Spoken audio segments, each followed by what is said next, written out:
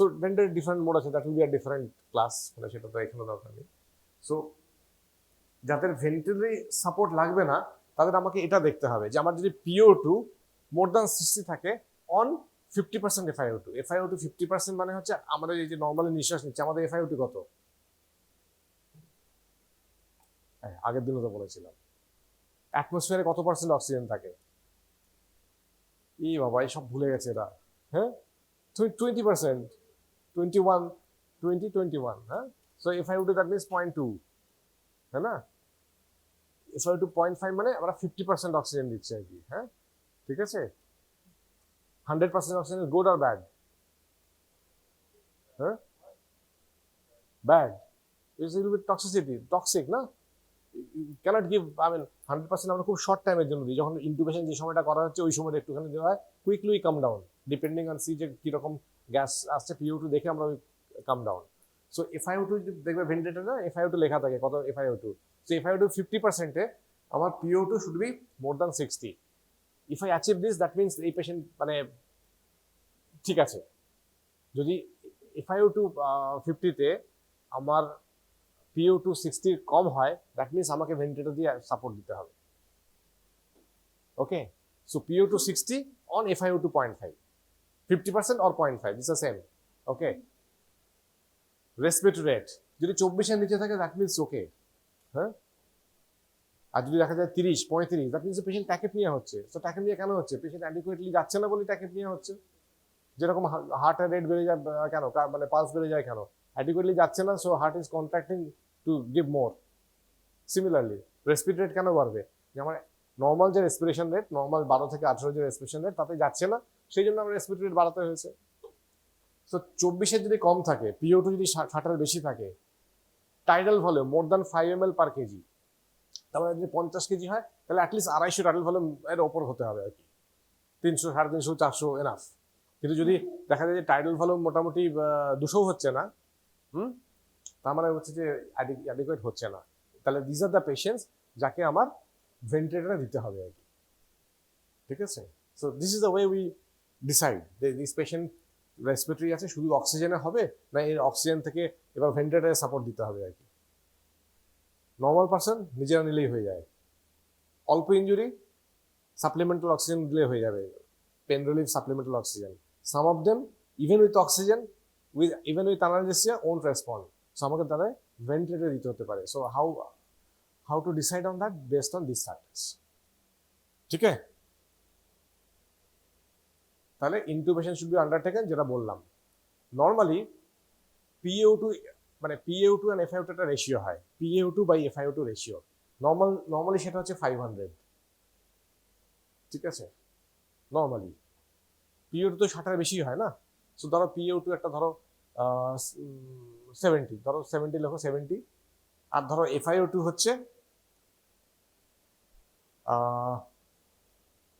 0.3 লেখো। 0.2 তো আমরা নর্মালি 0.2-তেই নেই, আপ টু 0.5, 0.3, তাহলে 70-কে 0.3 দিয়ে ভাগ করো, দিয়ে বলো কত হয়েছে। হ্যাঁ হ্যাঁ, 233 হলো।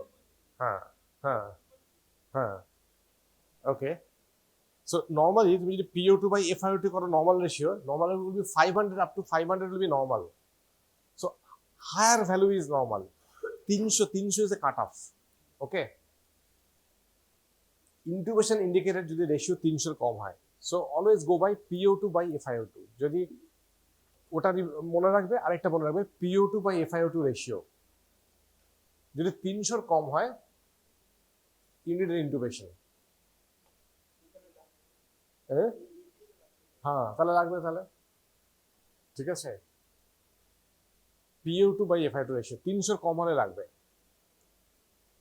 ভেন্টিলেটর সাপোর্টে FiO2 শুড নট এক্সিড 50% যদি আমাকে PO2 মোর দ্যান 60 রাখতে হয় আর কি। ধরো তুমি PO2 60 আমাকে নিতেই হবে, পার্শিয়াল প্রেশার 60-এর উপর হতেই হবে, কিন্তু FiO2 এটা 60-এর উপর মেনটেন করার জন্য FiO2 শুড নট এক্সিড 50%, মানে 0.5। ওকে, যদি দেখো যে FiO2 তার থেকে বেশি লাগছে বা 50% দিয়ে আমি PO2 বার করতে মানে PO2 মেনটেন করতে পারছি না, তাহলে আমাকে দুটো জিনিস করতে হবে আর কি। ভেন্টিলেটর তো নিজে পাম্প করে হাওয়া দিচ্ছে, সেন্ডিং অক্সিজেন, FiO2 সেট করে সেইভাবে অক্সিজেন পাঠাচ্ছে। তাহলে এর সাথে আমাকে আরো দুটো জিনিস করতে হবে, আমাকে অ্যাড করতে হতে পারে। What is this two? এগুলো সব ভেন্টিলেটরের সঙ্গে থাকে। যদি কখনো ভেন্টিলেটর দেখো এখানে, তাহলে তাহলে বুঝতে পারবে আর কি। ভেন্টিলেটরের গায়ে লেখা থাকে এগুলো। What is PEEP? Positive end expiratory pressure. and what is CPAP? continuous positive airway pressure. So ventilator has it. Normally আমরা কি করি, শ্বাস নেই, শ্বাস ছেড়ে দিই, এয়ার ঢুকলো, অ্যালভেলি অব্দি গেল, হ্যাঁ। বাট পিপ মানে হচ্ছে ventilator will maintain at a positive, even at the end of expiration it will maintain a positive pressure, so that even the terminal alveoli also kept open. That's called PEEP. পিপের different value আছে, 5, 7, 10। কখনো কখনো high পিপ করতে হয়, যদি lung খুব স্টিফ হয়ে যায় তখন হাই পিপ করতে হয় অনেক সময়, হ্যাঁ। সো পিপ হচ্ছে positive end expiratory pressure. Even at the end of expiration তখন তো আমার ওখানে পজিটিভ থাকে না, বাট আমি যদি এটা মেনটেন না করতে পারি, ventilator will ensure that it maintains the positive pressure. Okay, এগুলো বেস্ট হচ্ছে মানে সাইমুলেশন করলে বেটার হয়। স্কিল ল্যাব বানানো যায়, হ্যাঁ। সাইমুলেশনে দেখলে ইউ উইল রিমেম্বার। একটা ভেন্টিলেটর দেখলে, ডিফারেন্ট মোডস দেখলে you will remember. Okay, so তার মানে কি, ভেন্টিলেটর যদি আমি আপ টু 50% করে দিয়েছি, তাতে আমার আই শুড অ্যাচিভ PO2 60, কিন্তু আমি দেখছি পারছি না। তার মানে হচ্ছে যে লাংসটা তখনও মানে সব অ্যালভেলি ওপেন করেনি, সব এক্সচেঞ্জ হচ্ছে না। So I will add PEEP. Even at the end of expiration, there will be some positive pressure. Ventilator will ensure that some positive pressure is there under even the terminal alveoli. That's called PEEP, positive end expiratory pressure. Or continuous positive airway pressure. It's called CPAP. এগুলো সব ভেন্টিলেটরের মধ্যে থাকে আর কি। তুমি just have to set in so that I achieve my target. Okay. তাই হলো pulmonary conditions. Next হচ্ছে অ্যাওর্টিক ডিসরাপশন। অ্যাওর্টা কি করে ডিসরাপ্ট করতে পারে? Aorta stage in a very protected environment, হ্যাঁ না। ভার্টিব্রার পাশে, এদিকে লেফটে ইঞ্জুরি তো হতে পারে, বাট খুব কমনলি হয় হচ্ছে হাই স্পিড ইঞ্জুরিতে, যেখানে ধরো র্যাপিড, ধরো 60 কিলোমিটার একটা গাড়ি যাচ্ছে, সাডেন একটা কলিশন হলো। So immediately it will stand still. This called rapid deceleration. তুমি 60-এ যাচ্ছিলে, আর within a fraction of seconds is 0। Okay, হ্যাঁ। এবার সিট বেল্ট যদি না থাকে, what will happen? You will be thrown to the front. সামনের সিটে বসলে উইন্ডশিল্ডে, পিছনের সিটে যদি সিট বেল্ট না থাকে, সামনের সিটে গিয়ে পড়বে, হ্যাঁ। বডির ভেতরে কি হবে? বডির ভেতরে কি হবে? চেস্টে, জাস্ট কনসেন্ট্রেট দ্য চেস্ট, বাকি ছেড়ে দাও, জাস্ট চেস্টে কি হবে? Rapid deceleration injury. What will happen to the chest? হার্টে তাও কিছুটা মুভমেন্ট করার জায়গা আছে, এটার তো মুভমেন্ট করার জায়গা নেই। সো ডিসেলেশন ইঞ্জুরিতে কি হয়, যে জায়গাগুলো রিলেটিভলি ফিক্স থাকে, জাংশনাল এরিয়া, শিয়ারিং ফোর্সটা ওইখানে ম্যাক্সিমাম হয়। So depending on the force, there may be partial or complete tear of the this thing. Okay, so it's a shearing forces on aorta and the other blood vessels, resulting in partial or complete tear. If it is a complete tear of aorta, even God can't do anything. There will be immediate death, especially with death. You can't do anything. You have no time, nothing. No paramedics, no surgery, nothing. Complete aorta. Immediately you lose blood and you die. Isn't it? Okay. Partial tear, depending on how much partial, you still have a chance of survival. How? If it is detected in time, at least surgery can save. In a partial tear, complete out, even it's a 90% complete tear, any chance? You immediately exsanguinating hemorrhage and patient will die. So some partial, there is a high likelihood of survival if you detected it on time. You have some time in the golden hours. Okay, but if you are not identified, then in the first 6 hours, 1/3 of them will die again. Okay, because of the continuous blood loss. Because so partial injury, you have still some time. What is the most common site of tear? It's a descending portion. This is the arch of aorta, this is ascending, this is arch of aorta, and this is descending. So descending aorta distal to the left subclavian artery. এখান থেকে তো তিনটা artery যায় না, so এদিকে যাবে হচ্ছে left subclavian artery এখান থেকে। So distal to the left subclavian artery at the ligamentum arterius, ঠিক আছে? So somewhere here. What are the two other sides? In the ascending aorta যেখানে রাপচার করতে পারে, যেখানে aorta leaves the pericardial sacs and at the entry of the diaphragm, ঠিক আছে? So এইসব junctional এরিয়াগুলোতে শিয়ারিং force মানে বেশি হবে আর কি। হার্টের তো একটু মুভ করার জায়গা আছে, পেরিকার্ডিয়াল স্যাকের মধ্যে একটু মুভ করতে পারে। যারা মুভ করার জায়গা নেই, যেখানে junctional area fix area, because of the shearing force will just tear it off. Okay, so তাহলে ক্লিনিক্যাল প্রেজেন্টেশন কি হবে? ইউজুয়ালি ভেরি স্পেসিফিক, কমপ্লিট হলে তো বুঝতেই পারে এক্সাইনোটিক হ্যামারেজ, হ্যাঁ, no chance. But some patients, particularly partial thing, will remain symptom free. See how deceptive. You have an aortic injury, you may not have any external signs of chest trauma up to 50%, particularly dissolution injury. Suppose you have seatbelt pora ache, you have not been thrown, dissolution injury. So you may not have any external injury, mark of injury, up to 50% patients, but you have a aortic injury. You will die if you are not some good doctor doesn't diagnose you. Okay, so that's why mechanism of injury is very important. History is very important. This is the only thing I want to highlight in this class. The mechanism of injury and how the injury happened is very important. Okay, you may have signs, you may not have signs, but it's your duty not to miss the conditions even if there is no sign. See, up to 50% patients with aortic injury may not have any external sign. Okay, so how I diagnose? Only by taking the history and understanding what is the mechanism of injury. Okay,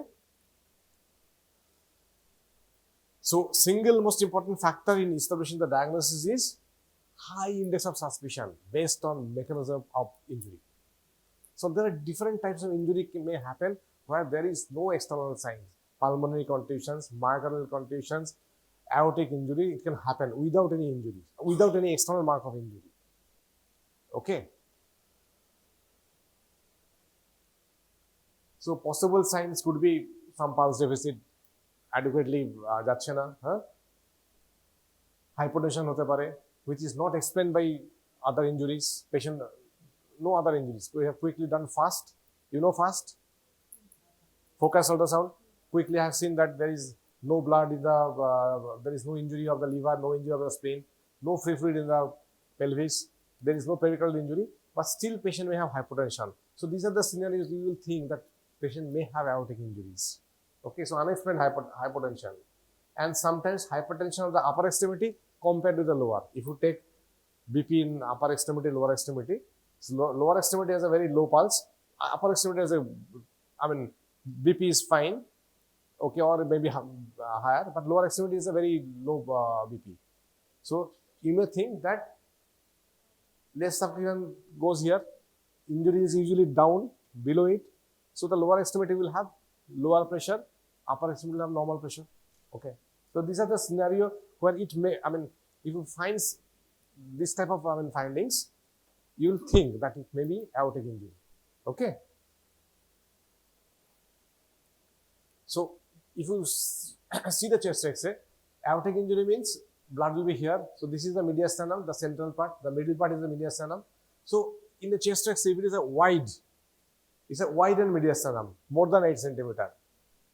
X-ray তে দেখেছো একটা scale থাকে, ওপিডিতে দেখেছি X-ray তে scale থাকে, so you have to measure it with this. If the mediastinum is widened more than 8 centimeter or obscured aortic knob, there is an aortic knuckle, no, in X-ray, normal X-ray. If there is obscure of this aortic knuckle, or widened mediastinum, then you have to think that it may be aortic injury. And if the chest X-ray is questionable, you have to go for CT thorax, because chest X-ray is not always 100% specific. Even CT thorax also has overall accuracy is slightly more than 50%. So what is the gold standard? Aortogram. But that means you have to do an angiography. Angiography will show you, it will opacify. Have you ever seen any angiographic pictures? If you see the angiographic pictures, basically it is a dye. You have to just give dye in the femoral artery or something, or even the femoral vein. So the dye will opacify the artery. It will show you the extravasation, any tear, everything. So what is the treatment? Aortic disruption. Any medical management? Any medication? Aortic injury? This always requires surgical intervention. Okay. So aortic injury, that means it has to be a surgical intervention. Okay. And until the patient is ready for surgery, we have to keep BP. This is the only scenario where we target for a slightly lower BP. If I diagnose an aortic injury, I won't target for a higher BP. This is the only scenario. Normally, you always maintain a BP 100, 110, 120 we will be happy that perfusion will be there. But suspected aortic injury, or we have confirmed the aortic injury, until unless I take the patient to operation theatre, this is the only scenario where my target will be to keep the BP on a lower side. Why? Yes, if we raise the BP, yeah, already there is some tear, it may enlarge, or if it is enlarged, the patient will immediately have exsanguinating hemorrhage. So this is the only scenario in the resuscitation where I will target, till I am doing surgery, I will target for slightly lower BP. I won't keep it high. Okay. Because it may, if the BP is high, a partial tear can be converted into a complete tear. It will just increase the tear. Okay. So third is myocardial contusions. What's that? Like a pulmonary contusions is bruise in the heart muscles. So heart muscle will get damaged. There will be extravasation of erythrocytes into the muscle wall. There will be some area which is necrotic. There will be myocardial edema. Okay. So muscle will get damaged. Like a skeletal muscle get damaged. নীল হয়ে গেল দেখেছো তো কারণ তো হয়েছে ধাক্কা লেগেছে তো দেখেছো তো নীল হয়ে যায় so that's a bruise so that means some muscle injury similarly if it's a very good blow it can cause myocardial muscle damage. Okay, so how will they manifest? So high speed deceleration collision, I mean obviously motor vehicle collisions, particularly high speed deceleration injuries, they are the most common cause of these. Okay, and it can happen in any patient who is being hit by 20 mile per hour. I mean, say 20 mile means how much kilometers? 20 to 1.6. So any 30-35 kilometers, more than kilometers. Because these are US, that's why they give miles per hour, but we use a kilometer. So 20 miles means 35-36 kilometers. It's 1.6. 1 mile is 1.6 kilometer. So any injury more than 35 kilometers can cause this. Okay, hit by a car more than 35 kilometers per hour can cause this. Okay.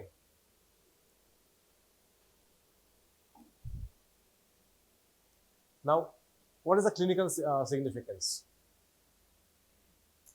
The symptoms or the signs or the manifestations is directly related to the, extent the muscle is damaged.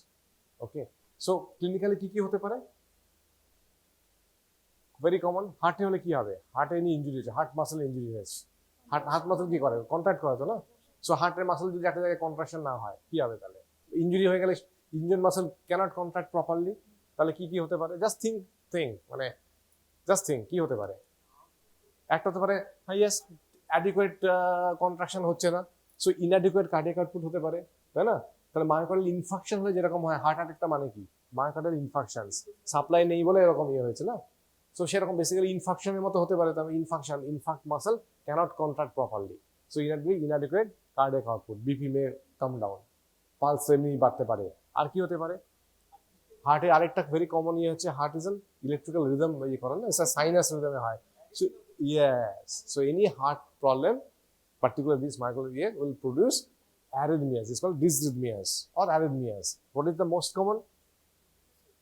What is the most common arrhythmia? Dysrhythmias, sinus tachycardia. Sinus tachycardia is the most common, but it can cause atrial fibrillation. Okay, it can cause definitely atrial fibrillation or other premature atrial contraction, premature ventricular contractions. Everything is possible. But sinus tachycardia is the most common. Okay, so it can cause dysrhythmias, traumatic myocardial infarctions, and reduce cardiac output, reduce LVF. What is LVF? Left ventricular ejection fraction. So it will be less. Okay. So patient may have congestive heart failure. Patient may have pericardial effusion. Even cardiac rupture also can happen. Okay. So presence of dysrhythmias, most common sinus tachycardia, but everything can happen. Premature PAC, PVC. What is RBPV? Right bundle branch block. Yes. Okay. So dysrhythmia in a chest trauma patients always indicates some cardiac contusion until proven otherwise. It's always think that patients probably has some cardiac contusions. Okay. Patient may have chest pain also. So we do an ECG. Okay. If the admission ECG is abnormal, always admit the patient for continuous monitoring and a follow-up ECG later. Okay. Usually most arrhythmias, if you have myocardial contusions, if arrhythmia has to occur, it will occur usually within first 2 days. If the first 2 days is okay, unlikely the patient will develop later. Okay. So, আমরা echo করতে পারি to show that the some portion is not moving, not contracting, low ejection fraction. So, echo can detect all these things. CK and CKMB কি? Myocardial enzymes, troponin কি troponin? সব biomarkers. So এগুলো muscle injury হলে heart থেকে এগুলো বেরোবে। But CPK and সিপিকেএমবির আরেকটা কি disadvantage? They are also present in skeletal muscle also, whereas troponin T is only cardiac muscles. Yeah. Okay. So in a motor vehicle accident, you may have other injuries also. So CPK and CPKMB otherwise may be falsely elevated because of the muscle injury also. Okay. Fine. So treatment is usually you monitor for arrhythmias. If arrhythmia occurs, then you have to manage arrhythmias. There is a protocol, ATLS protocol, how to manage arrhythmias. There will be a separate class. I'm not going into details into that today. Okay. But usually this is the thing which prognosis is good. Okay. Normally they settle. Okay. Who are more prone to complications? More than 50 and some pre-existing cardiac disease. They are more prone to complications. But otherwise, prognosis of myocardial contusion is good. With a supportive treatment, if you have arrhythmias, you have to treat the arrhythmias. But otherwise, majority you will have good recovery. Okay? Now, diaphragmatic rupture. Again, blunt trauma, majority because of blunt trauma. Penetrating trauma also can cause 25% cases. Cause suppose someone is stabbing like this. এখান থেকে যাচ্ছে মানে এদিক থেকে যাচ্ছে, or এদিক থেকে যাচ্ছে। এবার বলতো রাইট আর লেফটের মধ্যে কোন দিকটা বেশি কমন হয় ডায়াফ্রাগমেটিক ইনজুরিতে? কেন? এদিকে so is a liver also protects that this thing. So liver may absorb some of the things. Okay. So left is more common. Okay. Now left posterolateral is the weakest spot. So it is the most common site of diaphragmatic rupture. Okay. Now diaphragmatic rupture, the size depends on the mechanism of injury. কিসে বেশি হবে? ব্লান্টে বেশি বড় হবে না পেনিট্রেশনে বেশি হবে? ব্লান্টে বেশি হবে। পেনিট্রেশন তো যে অবজেক্টে যাচ্ছে শুধু সেইটুকুন। So penetration usually 2 to 3 centimeter. But if you see blunt trauma, the range is much higher because of the force. Okay, it's a much bigger rupture. So what will happen if there is some ruptures? What will happen? Yes. So these viscera may herniate. কি herniate করতে পারে?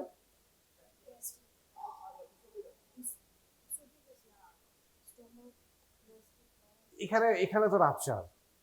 আমি লেফটের দিকে তাকাচ্ছি, রাইটেও হতে পারে but লেফটে more common. আমি এখানে যদি রাপচার হয় কি জিনিস যাবে তাহলে উপরে?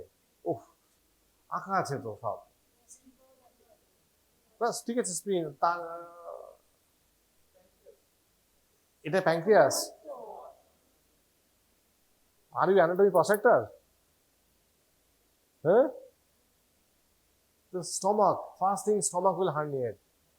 Then stomach may pull spleen also. Okay, আর কে থাকে এখান দিয়ে এরকম করে আর কে থাকে, কি স্ট্রাকচার থাকে? লার্জ ভাওয়েল, স্মল ভাওয়েল তো নিচে, সো এর উপর দিয়ে এখানে থাকবে হচ্ছে large vowel. So large vowel যেগুলো ইজিলি ওখানে ঢুকতে পারে আর কি, মোবিলিটি থাকতে হবে তো ঢোকার জন্য। So stomach, large bowel, spleen, they may enter into the chest cavity. তাহলে যখন এটা চেস্ট ক্যাভিটিতে ঢুকবে তখন লাংস কি হবে? লাংসে তো মানে চেস্টে তো ফিক্স জায়গা, হ্যাঁ, তাহলে লাংসকে, হ্যাঁ, তাহলে ইট মে কজ টেনশন ভিসেরোথরাক্স, হ্যাঁ, তাই না? ব্যাপারটা same. if the more contents goes, they will push the lungs will collapse, তাহলে আবার কি হবে? রেসপিরেটরি কি হবে? ডিস্ট্রেস হবে, তাই না? Similar. So just think of the anatomy, you will able to answer. Okay,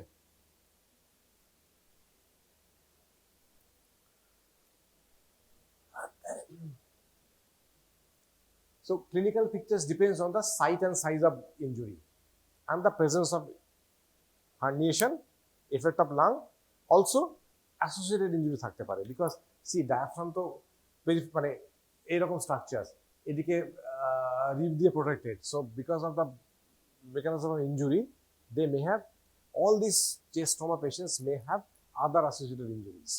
Okay, always remember that isolation now hote pare, may have associated injuries. Okay, okay, so initially it's very difficult to diagnose because patient may be asymptomatic again, you may not be able to identify anything. Okay, so in the acute phase you may have decreased breath sounds. Okay, this latent phase characterized by intermittent visceral herniation. So প্রথমে যখন একটা এখানে rent হলো, এরকম না যে সঙ্গে সঙ্গে সব ঢুকে গেল, ইট মে বি ইন্টারমিটেন্ট, কন্টেন্টে ঢুকছে আবার বেরিয়ে আসছে, ঢুকছে বেরিয়ে আসছে, এরকম হতে পারে। Ultimately further may go in and may not come out, so everything is possible, it may be intermittent or it may be permanent. Okay, so it's a tension visceral thorax. So then again, if the tension visceral thorax, lungs will collapse, these structures will push the mediastinum to opposite side. You don't pull না, যদি এখানে এতগুলো structure ঢোকে মানে ঠেলাঠালি করে ঢুকে পড়ে, তাহলে লাংসকে কি করবে? কোলাপস করবে, mediastinum will be pushed to opposite side. তাহলে আমি ধরো একটা স্টমাক এখানে ঢুকে গেছে, এবার আমি ওই পেশেন্টের রাইজ টিউব পড়তে যাচ্ছি, তাহলে tip of the Ryle's tube X-ray কোথায় পাবো? চেস্টে পাবো। নর্মালি কি tip of Ryle's tube is in the abdomen, if you see the X-ray, tip of Ryle's tube will be here. But ধরো যদি ডায়াফ্রামেটিক হার্নিয়া থাকে, স্টমাক ওপরে উঠে গেছে, তাহলে আমি যখনই রাইজ টিউব করতে যাচ্ছি, আমি দেখবো tip of Ryle's tube is always in the chest. Always think, এইরকম দেখলেই just you have to suspect. Okay, so chest X-ray diagnostic initially only up to 50% patients. Again, see there are so many 50%, so many 50%. So 50% times you won't be able to get anything in the chest X-ray. Okay, so we can go for CT scan. Normally chest X-ray যদি আমাদের বুঝতে অসুবিধা হয়, we go for a CT. MRI can be done also, but normally we don't order MRI for that. So if no chest X-ray, then write CT scan. CT scan will show that which organs are there. Okay, so first general supportive measures. Now once you confirm the diagnosis, it's always an indication of surgery. There is no medication, because even if it's a small tear, it will never heal spontaneously. So if it's a diaphragmatic rupture, you have to do a surgical repair. Okay, now esophageal ruptures, very important. Esophageal rupture, okay, কি করে হয়? এটা বেশি হয় penetrating ট্রমাতে। So penetrating trauma যদি হয়, oesophagus অনেকটা পেছন দিয়ে গেছে না, সো প্রোটেক্টেড, তাহলে হুইচ ইসোফেগাস তো মানে মোটামুটি নেক থেকে শুরু করে চেস্ট দিয়ে গিয়ে অ্যাবডোমেনে গিয়ে এরকম জায়গায় গিয়ে পড়েছে। তাহলে oesophagus has 3 parts, cervical, thoracic, abdominal. তাহলে কোন ইসোফেগাসের ইনজুরির চান্স ম্যাক্সিমাম পেনিট্রেটিং ইনজুরিতে? সার্ভাইকাল। এটা বেশ অনেক সামনে, রিপ কেজ নেই, তাই না? So cervical oesophagus is the more injury is more common than thoracic, হ্যাঁ, ওকে। বাট হোয়াট উইল হ্যাপেন যদি এখানে কোনো মানে যদি এখানে লিক হয় তাহলে কি কি হতে পারে? নেক পেন হতে পারে, এখানে হাওয়া এসে এখানে একটা ক্রেপিটাস হতে পারে, হ্যাঁ, তাই না? একটা সোয়েলিং হতে পারে। আর যদি চেস্টে হয় কি হবে তাহলে? না, চেস্টে হাওয়া এলে হতে পারে pneumothorax, hydropneumothorax, but even mediastinaris because the posterior mediastinum দিয়ে গেছে না, so all the ischial content will come in the mediastinum, so patient it will cause mediastinitis. R abdomen যদি হয় it will cause peritonitis, তাই না? Patient will be septic, toxic patient, septic patients. Patient will have tachycardia, tachypnea, fever and all these, and they are lethal. If you miss it, they will be lethal. Not immediate, but say within 24, 48 hours, 70 hours, patient will die. So that's why they are in the hidden six. Okay. So suspect esophageal injuries if there is hemothorax or pneumothorax, but there is no refracture. Huh? Always suspect. So clinical symptoms may be subtle and vague, and it will vary. কোন জায়গায় perforation হচ্ছে তার উপরে পুরো picture হয়ে যাবে, because পেটে হলে abdominal more abdominal symptoms, চেস্টে হলে it will be more mediastinal symptoms, mediastinitis, আর নেকে হলে it will be a neck. So depending on the site, my signs and symptoms will vary. Okay. So again, chest X-ray may suggest, then you have to go for a CT, or you have to go for an esophagogram. Esophagogram and esophagoscopy, upper GI endoscopy. If you do both, you can diagnose most of them. Okay. If you combine, almost 90% you can diagnose. Okay. And you have to treat very aggressively. And again, esophageal injury means you have to give some medical management like IV fluids, IV antibiotics, supplemental oxygen, drain the chest, but you have to repair it. Again, esophageal injury, you have to repair it, be it cervical, mediastinal or abdominal. If you don't repair it, it will be rapidly lethal. Okay. So to summary, deadly dozens, divided into lethal 6, immediate killing, hidden 6, potentially killing, slightly later than these things. Okay. So you have to, and history, mechanism of injury, that's the most important thing. You have to suspect, very high index of suspicions, because up to 50% patients may not have anything. High injury, no symptom, no signs. So only by suspicion and the mechanism of injury, you have to suspect that it may happen like this. You have to look for it. If you don't look for it, patient won't tell, I have aortic injury. You will tell, never. So you have to suspect it. That's the thing. And your job is as a clinician to identify which is not evident. Okay, like a investigating officer. Okay. Okay. So next day I'll put some case scenarios. These 12 case scenarios.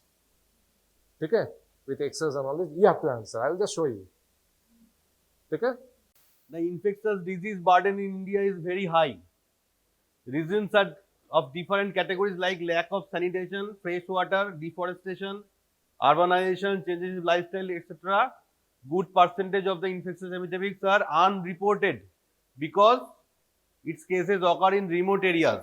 Most of the time, remote area te hoy bole properly segulo documentation reporting hoy na. Drug resistance is one of the reasons for re-emerging of the epidemics. Degree of risk of disease is decided by considering the foreign nature, severity of infection and probability of reinfection. The current threat in India is of Nipah virus fever. এটা নাম শুনেছিস? Recently এই ভাইরাসটা নিয়ে মাঝখানে কথা হচ্ছিল। কোভিডটা তো ধর একটা প্যান্ডেমিক সারা পৃথিবী জুড়ে হয়েছে, কিন্তু এই নিপা ভাইরাস ইনফেকশনটা এইটা রিসেন্টলি ইন্ডিয়াতে একটা থ্রেট। কেমন?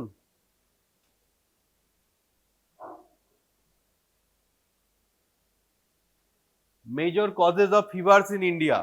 দেখ লিস্টটা হচ্ছে এক্সস্টিভ, এর বাইরেও আরো অনেক আছে, কিন্তু এগুলো হচ্ছে মেনলি কমনলি আমরা যেগুলো আউটডোরে পাই, ইনডোরে পাই, পেশেন্ট আসে অ্যাডমিট হয়, এইগুলো হচ্ছে মেন। ঠিক আছে, আমরা জানি মেন প্যাথোজেনিক অর্গানিজমের মধ্যে এই 4 রকম: ভাইরাস, ব্যাকটেরিয়া, ফাঙ্গাস, প্রোটোজোয়া। ঠিক আছে, তার মধ্যে কমন ভাইরাল ফিভারের মধ্যে একটা হচ্ছে ডেঙ্গি। ঠিক আছে, মানে মোর মানে কি বলবো, টেকনিক্যালি কারেক্ট বলতে গেলে এটার প্রোনাউন্সিয়েশনটা ডেঙ্গু নয়, ডেঙ্গি, ঠিক আছে। Chikungunya, hepatitis A B C E, influenza, SARS-CoV-2, এটা তো এখন নতুন আমাদের হয়েছে। Viral haemorrhagic fever causing viruses, like এই যে তোকে বললাম নিপা ভাইরাস, ইবোলা, এটা নিয়ে মাঝখানে একটু কথা হয়েছিল, ওয়েস্ট নাইল ভাইরাস, এগুলো। আর ব্যাকটেরিয়ার মধ্যে হচ্ছে সালমোনেলা স্পিসিস, কমনলি কি করে সালমোনেলা স্পিসিস? হ্যাঁ, টাইফয়েডকে বেটার টার্ম এখন কি বলা হয়? এন্টেরিক ফিভার, ঠিক আছে। ই কোলাই কি করে কমনলি? হ্যাঁ, জেনারেলি ইউটিআই করে। স্ট্রেপ্টোকক্কাস স্পিসিস কি করে কমনলি? নিউমোনিয়া, ঠিক আছে, চেস্ট ইনফেকশন, নিউমোনিয়া। লেপ্টোস্পাইরা কি করে? কি করে বল? লেপ্টোস্পাইরোসিস বা Weil's disease, historically Weil's disease বলা হতো, এখন লেপ্টোস্পাইরোসিস বলা হয়, ঠিক আছে। ওরিয়েন্সিয়া সুসুগামুসি কি করে? হ্যাঁ, scrub typhus, right. Aspergillus, mucor species, invasive candida, pneumocystis jirovecii, এগুলো হচ্ছে ফাঙ্গাস। নিউমোসিস্টিস জিরোভেকি কমনলি কোথায় পাওয়া যায়, মানে কাদের হয়? এইচআইভি পেশেন্টদের, ঠিক আছে, ইমিউনো কম্প্রোমাইজড হলে। শুধুমাত্র এইচআইভি নয়, যে কোনো ইমিউনো কম্প্রোমাইজড হলে হতে পারে। প্লাজমোডিয়াম তো জানিস, ইন্টামিবা, জিয়ার্ডিয়া, লিসমেনিয়া কি করে?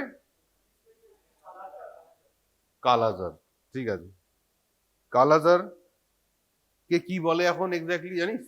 কালাজারের অ্যাকচুয়ালি মেডিকেল টার্মটা এখন ভিসেরাল লিসমেনিয়াস, ঠিক আছে, কারণ একটা কিউটেনিয়াস লিসমেনিয়াসিস হয়। হ্যাঁ, ঠিক আছে, ঠিক। হ্যাঁ, এখানে একটা ইম্পর্টেন্ট কনসেপ্ট ফিভারের ক্ষেত্রে লাগবে, সেটা হচ্ছে অ্যাকিউট আনডিফারেন্সিয়েটেড ফিভার। আনডিফারেন্সিয়েটেড মানে কি? Fever of less than 14 days duration without any evidence of organ or system specific aetiology. ধর কোনো পেশেন্টের নিউমোনিয়া হয়েছে, তার কিন্তু অর্গান বা system specific history examination finding থাকবে, তাই তো। পেশেন্ট এসে কি বলবে? আমার কফ হচ্ছে, আমার চেস্ট পেন হচ্ছে, এক্সপেক্টোরেশন হচ্ছে। ধর কোনো একটা পেশেন্টের ইউটিআই হয়েছে, সে এসে কি বলবে? আমার বার্নিং সেন্সেশন ডিউরিং মিকচুরেশন হচ্ছে, লোয়ার অ্যাবডোমিনাল পেন হচ্ছে, ঠিক আছে। কিন্তু এমন কিছু কিছু ফিভার যেখানে এরকম সিস্টেম স্পেসিফিক সিমটম থাকে না, তার কারণ হচ্ছে ওই ফিভারটা অ্যাকচুয়ালি মাল্টি সিস্টেমিক হয়, যে কারণে কোনো সিস্টেম স্পেসিফিক থাকে না। যেমন ধর ম্যালেরিয়া, তুই কোনো সিস্টেম স্পেসিফিক ফাইন্ডিং কিন্তু পাবি না। ম্যালেরিয়াতে যে ফাইন্ডিং গুলো থাকে জেনারেলাইজড একটা ফাইন্ডিং, সেরকমই ডেঙ্গি, সেরকমই চিকেনগানিয়া, ঠিক আছে। তো এইগুলোতে থাকে না। তারপরে তো স্ক্রাব টাইফাস, ঠিক আছে, এইগুলোকে বলে অ্যাকিউট আনডিফারেন্সিয়েটেড ফিভার। এবং রুরাল এরিয়াতে বা আমাদের ধর গভর্নমেন্ট পিএইচসি সেটাপে এগুলো, এই সমস্ত পেশেন্ট প্রচুর আছে। তুই জেনারেল ফিজিক্যাল এক্সামিনেশন বা ইয়েতে একদম খুব স্পেসিফিক কিছু পাবি না। তো এই জিনিসটাকে মাথায় রাখাটা খুব দরকার for early diagnosis and treatment, ঠিক আছে। In resource limited setting this fevers are empirically treated, ঠিক আছে। Knowledge of local prevalence of disease is essential for treatment. স্বাভাবিক, কোন জায়গাতে কোন ডিজিজটা বেশি হয়। যেমন ধর কলকাতাতে জল জমে বর্ষার সময় ডেঙ্গু ম্যালেরিয়া মানে এখন তো পুরো মানে কমন হয়ে গেছে, ঠিক আছে। তারপরে ধর কিছু কিছু এই স্ক্রাব টাইফাস বা এইগুলো যে সমস্ত জায়গাতে এই চাষবাস বেশি হয় বা একটু মানে পেরিফেরির দিকে, সেখানে এগুলো বেশি হয়। তো এই এই এই জন্য এটা ইম্পর্টেন্ট। তাহলে এক্সাম্পলের মধ্যে malaria, dengue, scrub typhus, enteric fever, bacterial sepsis. Enteric ফিভারও তাই, দেখবি খুব স্পেসিফিক সিস্টেম স্পেসিফিক সিমটম থাকে না, যেখান থেকে তুই ডায়াগনোসিস করতে পারবি যে এন্টেরিক ফিভার হচ্ছে। Bacterial sepsis, hepatitis A E, sometimes there are mixed infection, এটা আরো ইম্পর্টেন্ট। হ্যাঁ, এই ইনফেকশনাস ডিজিজের ক্ষেত্রে সবসময় মনে রাখবি যে কোনো একটা পেশেন্ট সবসময় যে একটা সিঙ্গেল ইনফেকশন নিয়ে আসবে তা নয়। এরকম আমি নিজে বহুবার দেখেছি, ম্যালেরিয়া ডেঙ্গু দুটোই হয়েছে। প্লাজমোডিয়াম ভাইভ্যাক্স, প্লাজমোডিয়াম ফালসিপারাম দুটোই positive. Dengue, scrub typhus positive, খুব কমনলি হয় মানে। সুতরাং এটা মাথায় রাখা দরকার। High index of suspicion and appropriate lab test should be done, ঠিক আছে। না হলে তো তুই ডায়াগনোসিস করতে পারবি না। আনডিফারেন্সিয়েটেড ফিভার এই ল্যাব টেস্টের উপর অনেকটা ডিপেন্ড করতে হয়। তো তুই ম্যালেরিয়ার জন্য কিট টেস্ট করলি, এমপিডি যেটা করা হয়, তো তারপরে তোর ডেঙ্গির জন্যও এখন কিট টেস্ট চলে এসছে, কি নাম জানিস? NS1 নামটা শুনেছিস? NS1 মানে কি? হ্যাঁ, কি সেটা? NS1টা কি?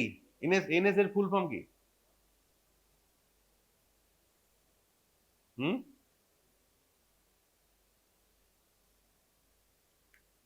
NS কতটা একটা ফুল ফর্ম থাকবে তো? Non specific? কে বললো? আমি জানতাম এটাই বলবি। নন স্ট্রাকচারাল, বুঝলি?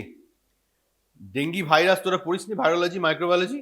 হ্যাঁ, তাহলে এই থার্ড ইয়ারে এটা বললে কি করে চলবে? ওখানে যে সমস্ত জিনগুলো থাকে যেগুলো প্রোটিন কোড করছে, দু রকমের প্রোটিন তৈরি করে, তো একটা স্ট্রাকচারাল প্রোটিন যেটা ওর স্ট্রাকচারকে তৈরি করবে, এনভেলপ বা যেগুলো স্পাইক প্রোটিন অমুক তমুক, আর একটা হচ্ছে নন স্ট্রাকচারাল প্রোটিন অর্থাৎ যেগুলো ওর মেটাবলিজমে হেল্প করবে। সুতরাং NS মানে নন স্পেসিফিক, কথাটা মাথা থেকে বের কর, তাহলে তোর থট প্রসেসটাই ভুল হয়ে যাবে। খুব স্পেসিফিক ওটা, কিন্তু নন স্ট্রাকচারাল, ঠিক আছে? অনেকগুলো টাইপ আছে, 1 2 3 4A 4A 4B 5A 5B, তার মধ্যে NS1টা সার্কুলেশনে পাওয়া যায়, সেটাকে আমরা ডিটেক্ট করি, ঠিক আছে? হ্যাঁ, এদেরও থাকে। তো এই হচ্ছে ব্যাপার, তো সেইগুলো তোর ডায়াগনোসিসে হেল্প করে। আরেকটা RK39 বলে একটা কিট টেস্ট হয়, শুনেছিস? কিছু হয়?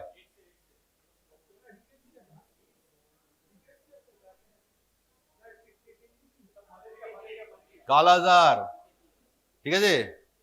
কালাজারে একটা জিনিস ভালো করে শোন, কালাজারের টপিকে আজকে আসবো। রিসেন্টলি কিন্তু আমাদের এখানে বলতে বর্ধমান, বাঁকুড়া, পুরুলিয়া, এই বীরভূম, কালাজারের পেশেন্ট কিন্তু খুব বাড়ছে, বুঝতে পেরেছিস? মাঝখানে কালাজার অনেক কমে গিয়েছিল কয়েক ডেকেড আগে, কিন্তু এখন রিসেন্টলি বাড়ছে এবং রিসেন্টলি 2জন পেশেন্টের ডেথও হয়েছে কালাজারে, বুঝতে পেরেছিস? আজকে আছে ডিসকাশন। তাহলে ফার্স্ট ডেঙ্গি, ঠিক আছে? ডেঙ্গি মানে কি জানিস? ব্রেকবোন ফিভার। ডেঙ্গি কথাটা কোথা থেকে এসছে মানে? আফ্রিকান যে সাব কন্টিনেন্ট আছে, তার যে মানে ইস্টার্ন যে কোস্ট, সেইখানে যে দেশগুলো আছে না, সেই দেশগুলোর ভাষা হচ্ছে সহেলি। সহেলি বলে একটা ভাষা আছে, হ্যাঁ? সেই ভাষাতে ডেঙ্গি কথাটা মানে হচ্ছে যে কোনো কিছু যেটা মানে পেশেন্টকে বেঁকিয়ে দিচ্ছে, বুঝতে পেরেছিস? এই ডেঙ্গি ফিভারে পেশেন্টের এত বেশি যন্ত্রণা যে পেশেন্ট কার্লাভ করে দেয়। এই কাছাকাছি আরেকটা ওয়ার্ড হচ্ছে চিকুনগুনিয়া। চিকুনগুনিয়া মানেও কিন্তু তাই, যে পেশেন্ট বেঁকে যাচ্ছে, এবং দুটো মানে ভাইরাল ফিভারের সিমটোমেটোলজিও প্রায় এক, বুঝতে পেরেছিস? ডেঙ্গি আর চিক, হ্যাঁ বল। হ্যাঁ, ব্রেকবোন ফিভার বলে, ঠিক আছে? এতটাই ব্যথা হয়। তো যাই হোক, during the period of time শুরু হয়ে গেছে কিন্তু ডেঙ্গি, বুঝতে পেরেছিস? জুলাই থেকে নভেম্বর, কারণ এই সময়টায় বর্ষাকাল এবার শুরু হবে, জল জমবে, মশা হবে। কোন মশা? এডিস ইজিপ্টি, আর তার সঙ্গে অ্যালবোপিক্টাসও করে, ঠিক আছে? DHM মানে কি? Dengue haemorrhage fever. Categorise under the genus Flaviviridae. 4টে সেরোটাইপ আছে, হ্যাঁ, 1 2 3 4। এই সেরোটাইপ গুলো কেন ইম্পর্টেন্ট জানিস?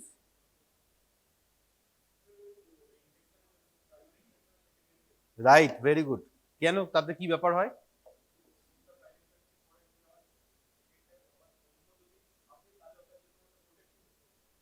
না, অনেকটা কাছাকাছি গিয়ে লাস্টে ভুল বলবি। হ্যাঁ, এক্সেলেন্ট, আসবো সেটাতে। এই জন্যই ডেঙ্গু এত বেশি সিরিয়াস, বুঝতে পেরেছিস? এর মধ্যে আমাদের ইন্ডিয়াতে কমনলি যেটা হয় ডেনভি 3, ঠিক আছে? 3টা বেশি কমন, রাইট?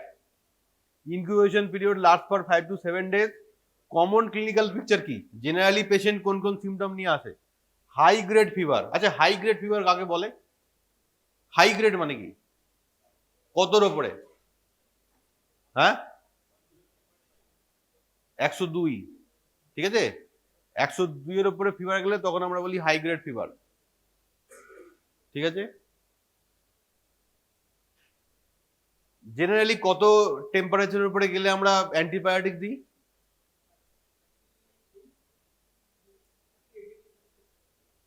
মানে ফারেনহাইটে বললে মোটামুটি 100 ডিগ্রি ফারেনহাইট, ঠিক আছে? তার উপরে গেলে তবে আমরা প্যারাসিটামল দিতে বলি, তার নিচে প্যারাসিটামল দেওয়ার দরকার নেই।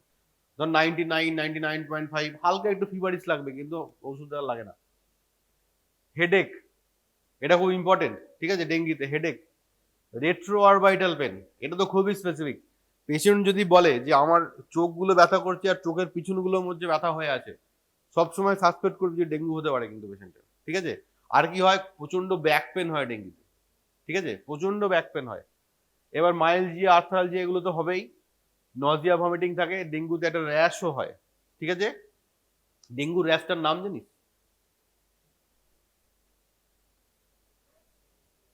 হ্যাঁ, এটা এমসিকিউ, জানিস? হ্যাঁ, কি হয়, বেশিরভাগ স্কিনটা একটা এরিথিমিটাস হয়ে যায়, লাল হয়ে যায়, ঠিক আছে? আর মাঝে মাঝে কিছু কিছু জায়গা স্পেয়ারিং থাকে, ওগুলো নর্মাল স্কিনটা থাকে। সেই জন্য ওটাকে বলে island of white in sea of red. বুঝা গেছে? এত বড় কথা আর কি ডেঙ্গির ইয়েটা, ঠিক আছে? বেশ, symptoms usually last for 2 to 7 days। এই ছবিটা ভালো করে দেখ, এইটা যদি বুঝতে পারিস ডেঙ্গুর সবকিছু ক্লিয়ার হয়ে যাবে। মানে বেসিক প্যাথোফিজিওলজি বা যে জায়গাটা, ডেঙ্গুতে বেসিক্যালি ক্লিনিক্যাল কোর্স তিনটের মধ্যে দিয়ে যায়। একটা হচ্ছে ফেব্রাইল ফেজ, একটা ক্রিটিক্যাল ফেজ, একটা রিকভারি ফেজ, ঠিক আছে? মোটামুটি টাইম ডিউরেশনটা দেখ, টোটাল 10 দিন। ধর একটা পেশেন্ট তোকে এসে বলছে যে আমার 5 দিন ধরে জ্বর হচ্ছে, তুই ডেঙ্গি সাসপেক্ট করবি। 7 দিন ধরে জ্বর হচ্ছে, সাসপেক্ট করবি। ধর এসে বললো আমার 2 সপ্তাহ ধরে জ্বর হচ্ছে, ডেঙ্গি রুল আউট, কোনো চান্স নেই। ডেঙ্গি জ্বর নিয়ে একটা পেশেন্ট 2 সপ্তাহ যাবেই না, তার আগে হয় ভালো হয়ে যাবে নয় মরে যাবে। বুঝতে পেরেছিস? এবার এখানে টেম্পারেচারটা দেখ, এটা মানে ডিগ্রি সেন্টিগ্রেডে আছে। তো দেখ ফেব্রাইল ফেজের টেম্পারেচার কত হাই হয়ে আছে, দেখ 40, 41 হয়ে যাচ্ছে, করেসপন্ডিং টু দেখবি 103, 4 চলে আসবে, ঠিক আছে? ফেব্রাইল ফেজে প্রথম 3-4 দিনের মধ্যে। পোটেনশিয়াল ক্লিনিক্যাল ইস্যু কি হবে? ডিহাইড্রেশন। কেন? এক্সেসিভ ফিভার, সোয়েটিং, ঠিক আছে? তাহলে ডিহাইড্রেশন হবে। তারপরে আরেকটা কি দেখবি, ট্যাকিকার্ডিয়া হয়, ট্যাকিপনিয়া হয়। এই ট্যাকিপনিয়া হলে ব্রিদিং রেট যেহেতু বেশি হচ্ছে, তখনও কিন্তু ইনসেন্সিবল যে লস ভায়া লাংস সেটা বেড়ে যায়, ঠিক আছে? এটা গেল laboratory changes. Initially laboratory changes খুব বেশি কিছু পাওয়া যায় না। হিমাটোক্রিট মোটামুটি বেস লাইন মানে নর্মালি থাকে। নর্মাল হিমাটোক্রিট কত? হিমাটোক্রিটকে কোনটাকে হিমাটোক্রিট বলা বলতো? PCB, pack set volume.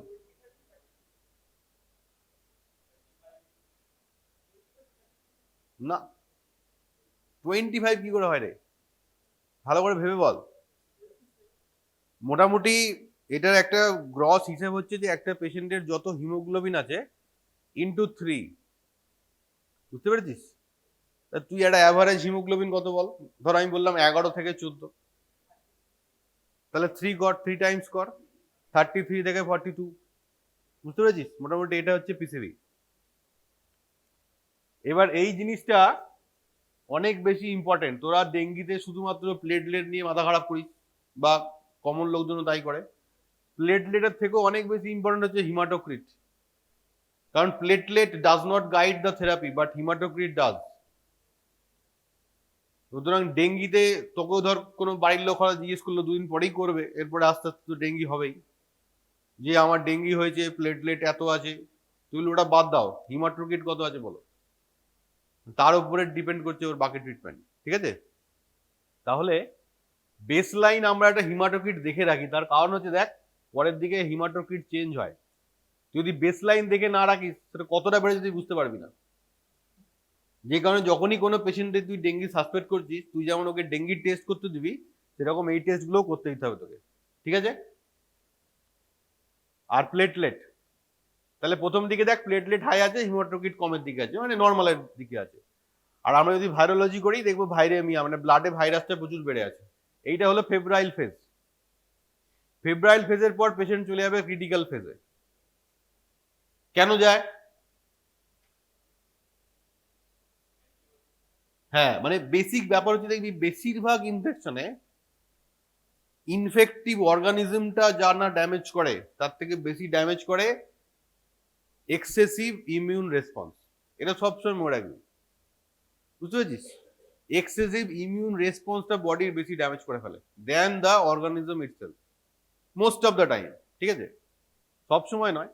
তো যে কারণে এই দেখ ক্রিটিক্যাল ফেজে দেখেছিস ভাইরামিয়া নেই, ভাইরাস চলে গেছে, কিন্তু বডি দেখ ইমিউন মাউন্ট করা শুরু করেছে, এই যে আইজিএম আইজিজি বাড়ছে, এটা একটা জাস্ট প্যারামিটার, আরো অনেক কিছু এখানে ইনফ্লামেটরি সাইটোকাইন্স গুলো সব বাড়ছে, আমরা আগের দিন পড়েছি। কি কি ছিল বল? কমন ইন্টারলিউকিনস মানে যেগুলো 1, 6, TNF আলফা, এই তিনটেই মেন, এক নিঃশ্বাসে বলবি সব যখনই বলবি। তো এরা তখন বেড়ে কি করছে, ভাস্কুলার এন্ডোথেলিয়াল ড্যামেজ করছে, সেখান থেকে ওগুলো ডাইলেট করছে, সেখান থেকে এক্সুডেশন হচ্ছে, দিয়ে থার্ড স্পেসে ফ্লুইড চলে যাচ্ছে। বুঝতে পেরেছিস? ফ্লুইড লস হচ্ছে, পেশেন্টের বিপি কমে যাচ্ছে, দেখ সেই জিনিসগুলোই হচ্ছে। শক, ব্লিডিং, ঠিক আছে, অর্গান ইম্পেয়ারমেন্ট, ঠিক আছে। এবার এইখানে দেখ প্লেটলেটটা দেখ কত নেমে গেছে, আর হিমাটোক্রিটটা দেখ বেড়ে যাচ্ছে। কেন হিমাটোক্রিট বাড়ছে? হিমাটোক্রিট মানে কি, আমি বললাম তাহলে হিমোগ্লোবিনের সঙ্গে কোরিলেট করছে, তাহলে কি পেশেন্টের হিমোগ্লোবিন বেড়ে যাচ্ছে বলে হিমাটোক্রিট বেড়ে যাচ্ছে, প্লেটলেট কমে যাচ্ছে বলে হিমাটোক্রিট কমে যাচ্ছে? হিমাটোক্রিটের কনসেপ্টে ভালো করে ক্লিয়ার আছে?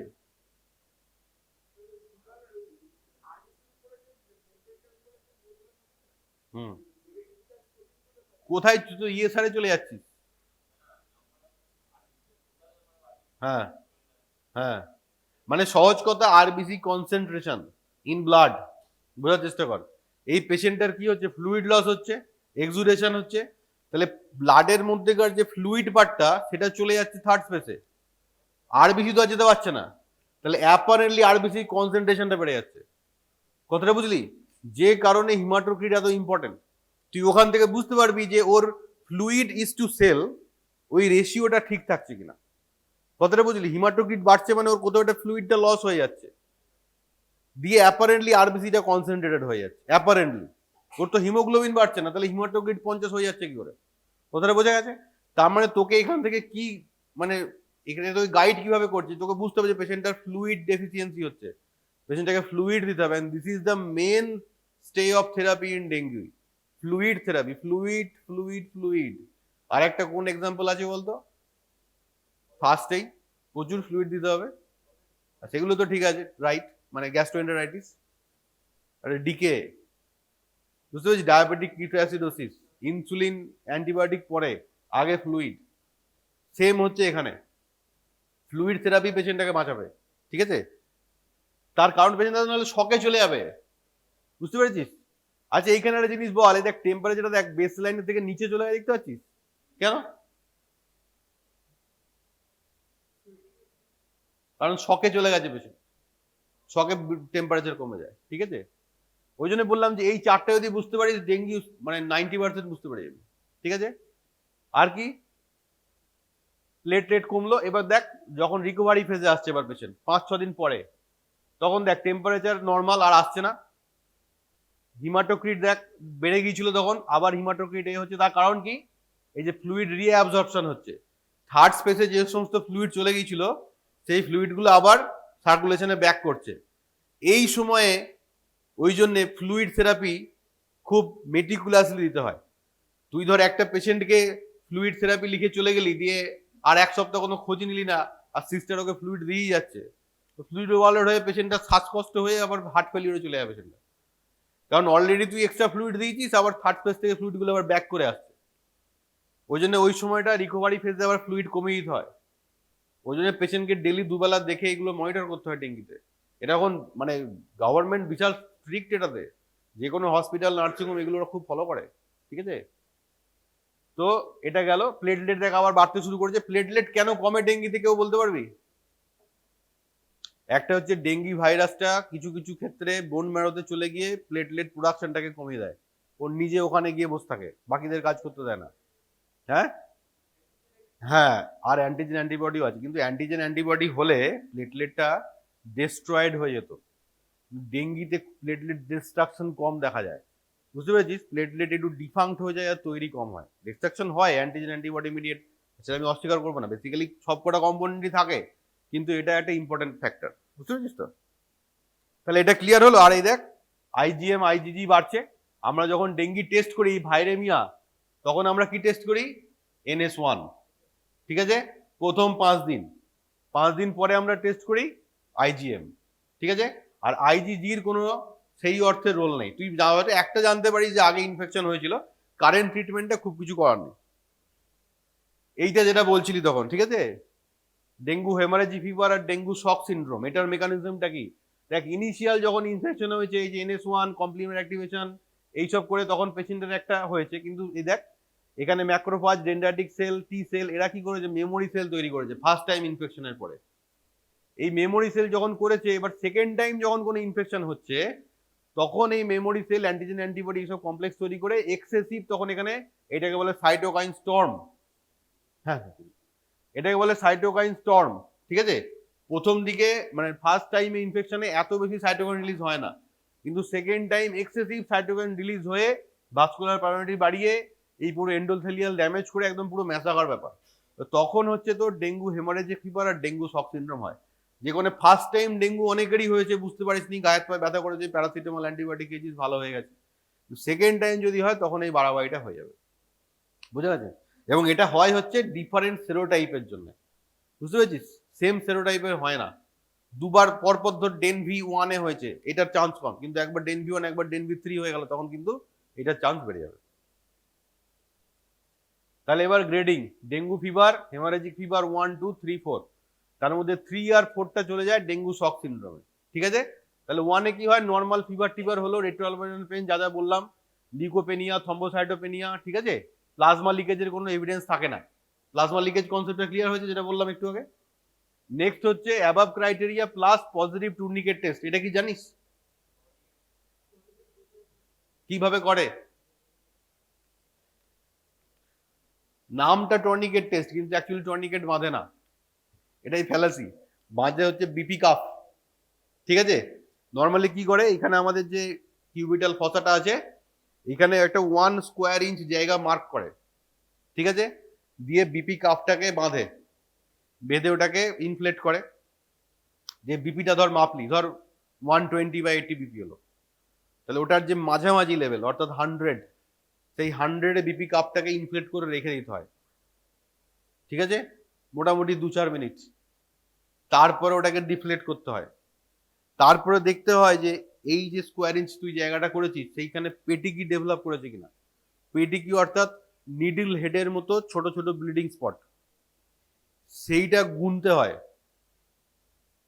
বুঝতে পেরেছিস। সেইটা মোটামুটি আমার যতদূর মনে পড়ছে মোর দ্যান 50 যদি হয়, তার মানে বুঝতে হবে যে সিগনিফিকেন্সটা কি এটার।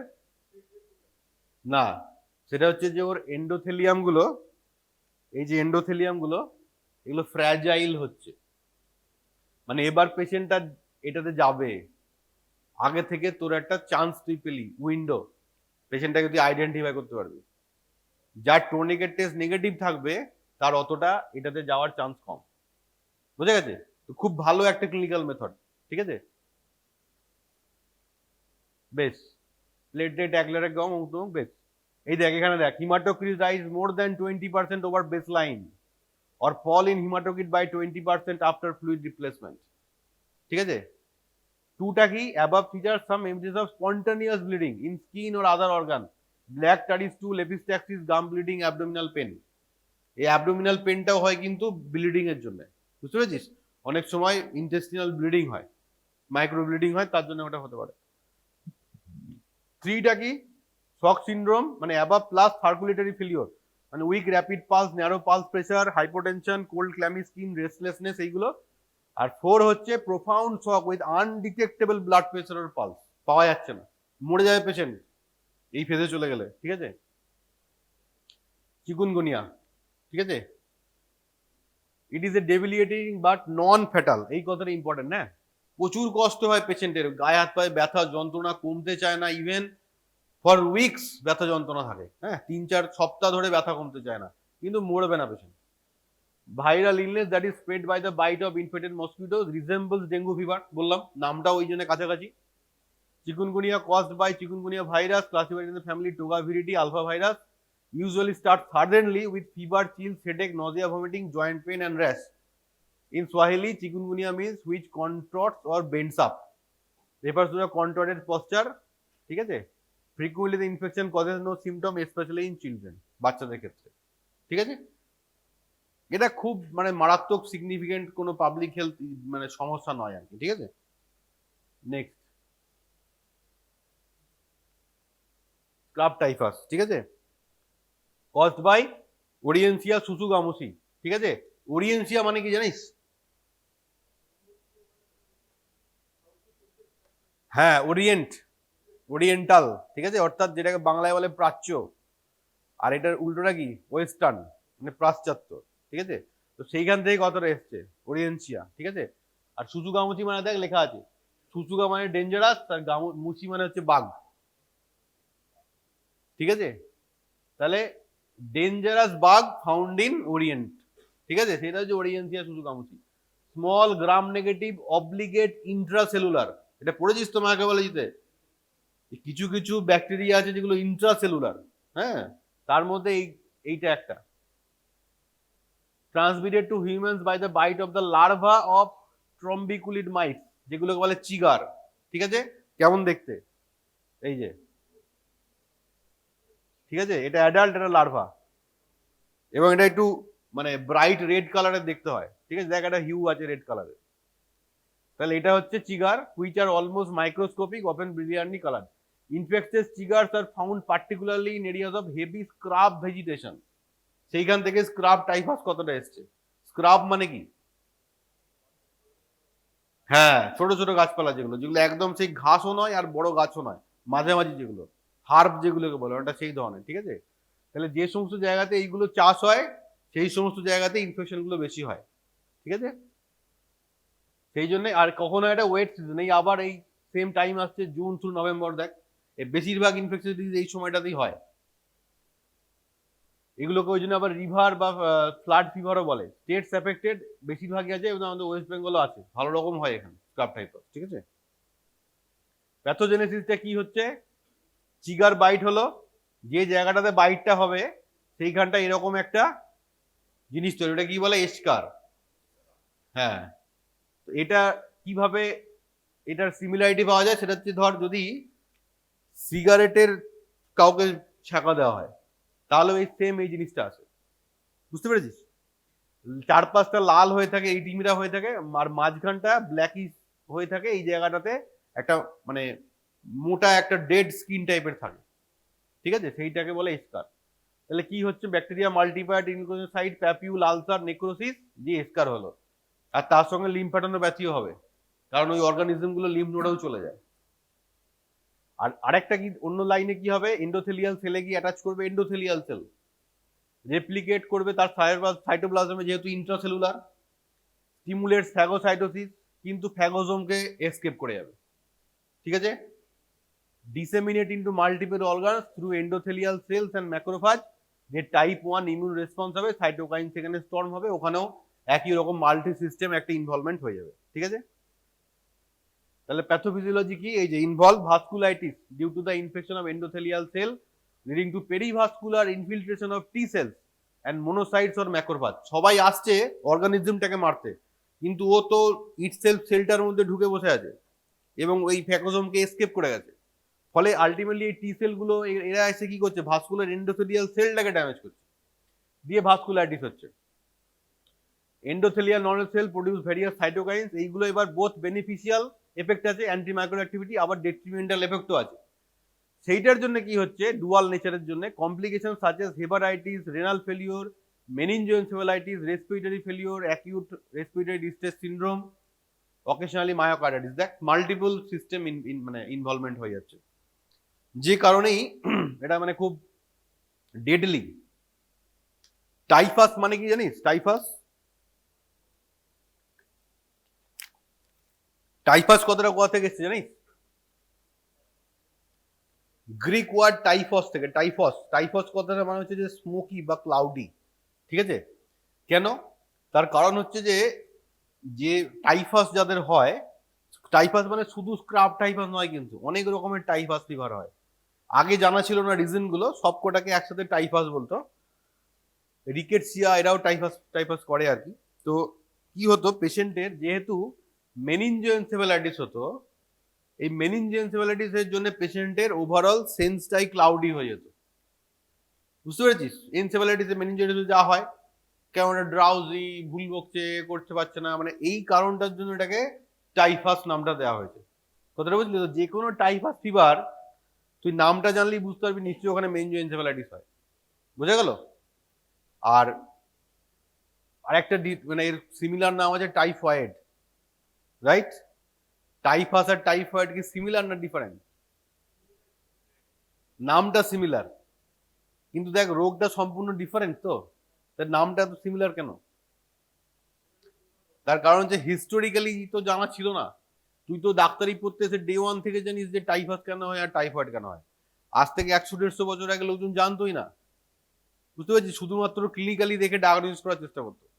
তো তখন কি হতো দেখবি, টাইফয়েড ফিভার যদি পড়িস, দেখবি তোরা যখন ভিডাল টেস্ট পড়েছিস তো দেখবি first week, second week, third week, fourth week আছে না? কেন আছে বলতো? তার কারণ হচ্ছে টাইফয়েড ফিভারটা ওইরকম 4টে উইকের কোর্স দিয়ে যেত। অ্যাটলিস্ট 1 মাস টাইম লাগতো, তবে ঠিক হতো, নাহলে মরে যেত। টাইফয়েড ফিভারের দেখবি থার্ড উইকে পেশেন্টের মেনিনজিজম হয়, মানে এই বেসিক্যালি মেনিনজোএনসেফালাইটিস হয়। এরকম ক্লাউডি, ড্রাউজি, তখন এরকম হতো। এখন তুই কটা টাইফয়েড ফিভারের পেশেন্ট এরকম দেখেছিস? তার কারণ হচ্ছে এই যে salmonella species very sensitive two antibiotic. পেশেন্টের জ্বর নিয়ে গেলেই একটা কুয়া কত তাকে একটা অ্যান্টিবায়োটিক দিয়ে দিচ্ছে। টাইফয়েড ফিভার ফার্স্ট উইক তো ছেড়ে দেয়, মানে মানে বাকি সেকেন্ড থার্ড উইক তো ছেড়ে দেয়, ফার্স্ট উইকও অব্দি যাচ্ছে না টাইফয়েড ফিভার, ভালো হয়ে যাচ্ছে তার আগে। মানে এন্টেরিক ফিভারটা এখন জল ভাত হয়ে গেছে। আর আগে এন্টেরিক ফিভার নিয়ে লোকজনের মাথা খারাপ হয়ে যেত। ইয়ে ফাদার অফ মেডিসিন কে জানিস? মানে modern medicine, father of modern medicine নাম জানিস না? এমসিকিউ কিন্তু, উইলিয়াম অসলার, স্যার উইলিয়াম অসলার। অসলার্স নোট পড়ছিস না তোরা? ওই ওনার নামে, ঠিক আছে? তো ওনার একটা মেডিসিন বই তখন পাওয়া যেত, এখন আর পাওয়া যায় না, মারা গেছেন তুমি অনেকদিন। ওটার নাম হচ্ছে principles on practice of medicine. আমি ইনফ্যাক্ট কালকে ওই বইটা একবার দেখছিলাম। মানে এটা লেখা হয়েছে তোর 1892-তে, 1892, ঠিক আছে? সেই বইয়ের ফার্স্ট চ্যাপ্টার হচ্ছে টাইফয়েড ফিভার, এবং সেটা লিখেছে কম করে 30-40 পাতা, শুধুমাত্র ডেসক্রাইব করেছে ওটাকে।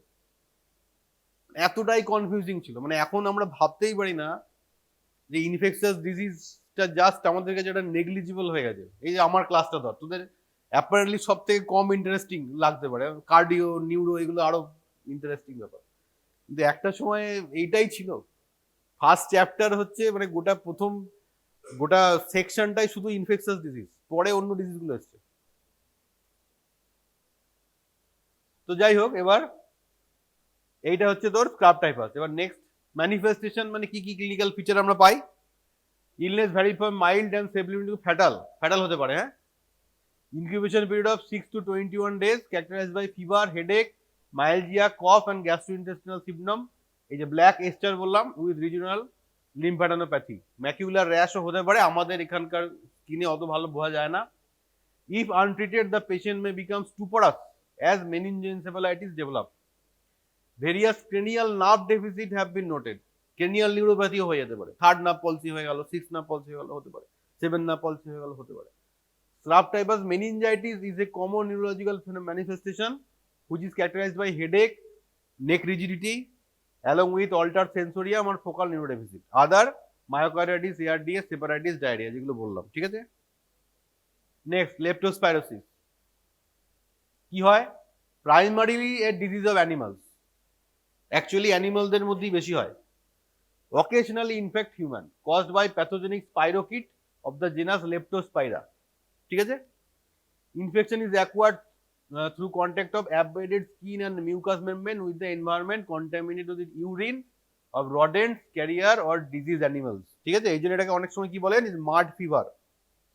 বুঝতে পেরেছিস কেন বলে জানিস? অ্যাকচুয়ালি ধর যারা চাষবাস করতে যাচ্ছে, জমিতে গিয়ে চাষ করছে, এবার ধর কোনো কারণে পায়ে ইনজুরি আছে, এবারে বর্ষাকালেই তো মেনলি চাষটা করতে যায়, আসার সময় দুপাশে দেখেছিস রাস্তার ধারে জল জমে রেখেছে চাষে, ওখানে এবার চাষ করছে, ধান করছে। এবার সেইখানে ধর এই যে যাদের যে সমস্ত অ্যানিমালের অলরেডি লেপ্টোস্পাইরা রয়েছে, যেমন ধর রডেন্টস, ঠিক আছে, বা আর যারা ক্যারিয়ার বা ডিজিজ অ্যানিমেল যারা ওদের ওখানে রয়েছে, তাদের ইউরিন বা তাদের ডেড স্কিন, সেখান থেকে ওই ইনফেকশনটা ওই জলে ঘুরে বেড়াচ্ছে স্পাইরোকিটটা। এবার তোর এখানে যে ওখানে মাঠে কাজ করছে, ধর স্কিনটা এখানে ইনজুরি হয়ে রয়েছে, সেইখান দিয়ে ওটা ঢুকে যাচ্ছে, বুঝছো, এইভাবে এটা স্প্রেড করে। তো সেই জন্য মেল সাফার মোর ফ্রিকুয়েন্টলি, কারণ ওরাই তো বেশি মাঠে গিয়ে চাষ করছে। হলো incubation period 5 to 14 days, range of 2 to 30 days। Leptospira এই যে এই কুকুরের এদেরও থাকতে পারে, মানে ইঁদুর টিঁদুর এদেরও থাকে, এখান থেকে হিউম্যানে গেল। এবার এখানে কি হচ্ছে, damage to blood vessel, invades body via damage skin, binds with fibrinogen and causes vascular damage. এবার এইখানে দেখ এই সেম মাল্টি সিস্টেম ইনভলভমেন্ট হচ্ছে লেপ্টোস্পাইরাতেও।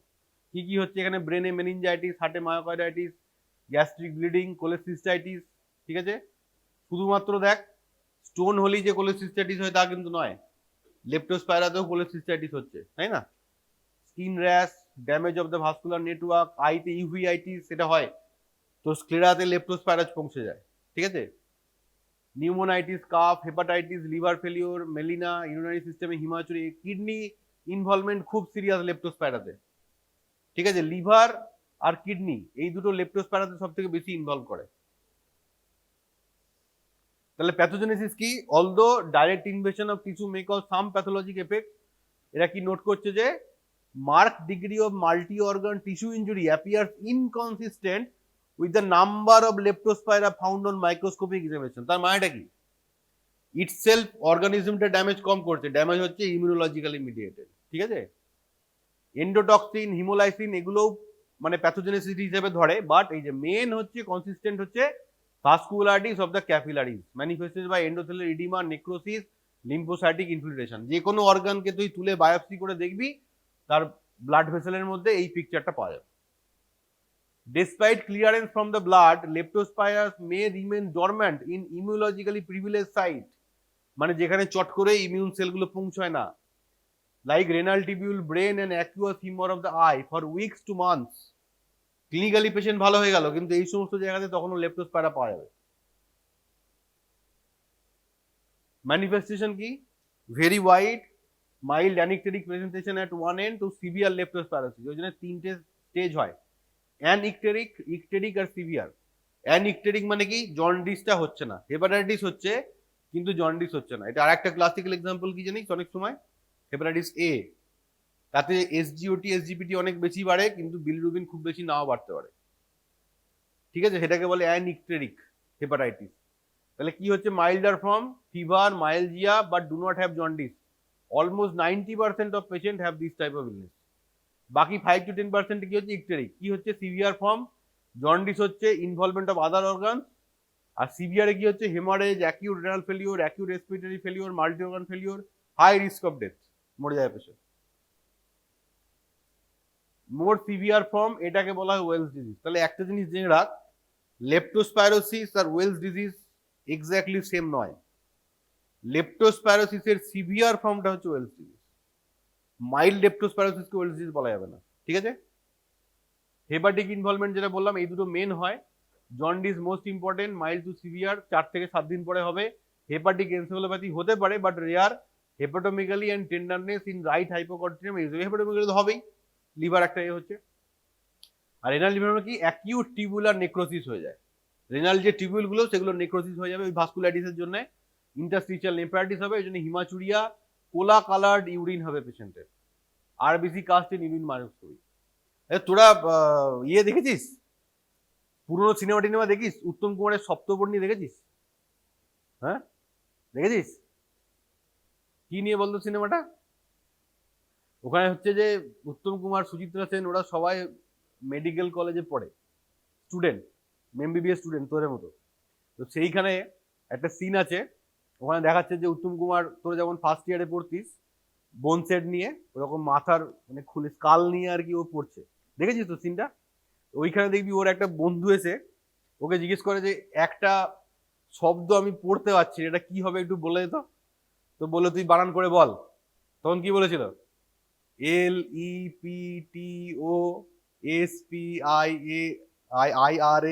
LEPTOSPIAIRAICT এর উপরে পুরো তুই বলার কথাটা উত্তম করে বললো লেপ্টোস্পাইরা ইকটেরো হেমারেজিকা।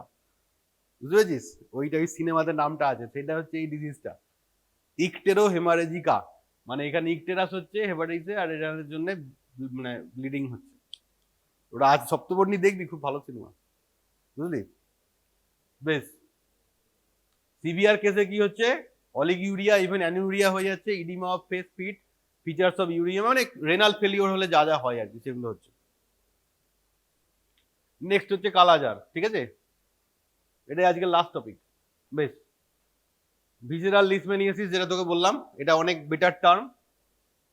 একজন খুব ফেমাস মানে বেঙ্গলি অথরের কালাজার হয়েছিল, মারা গেছে, জানিস?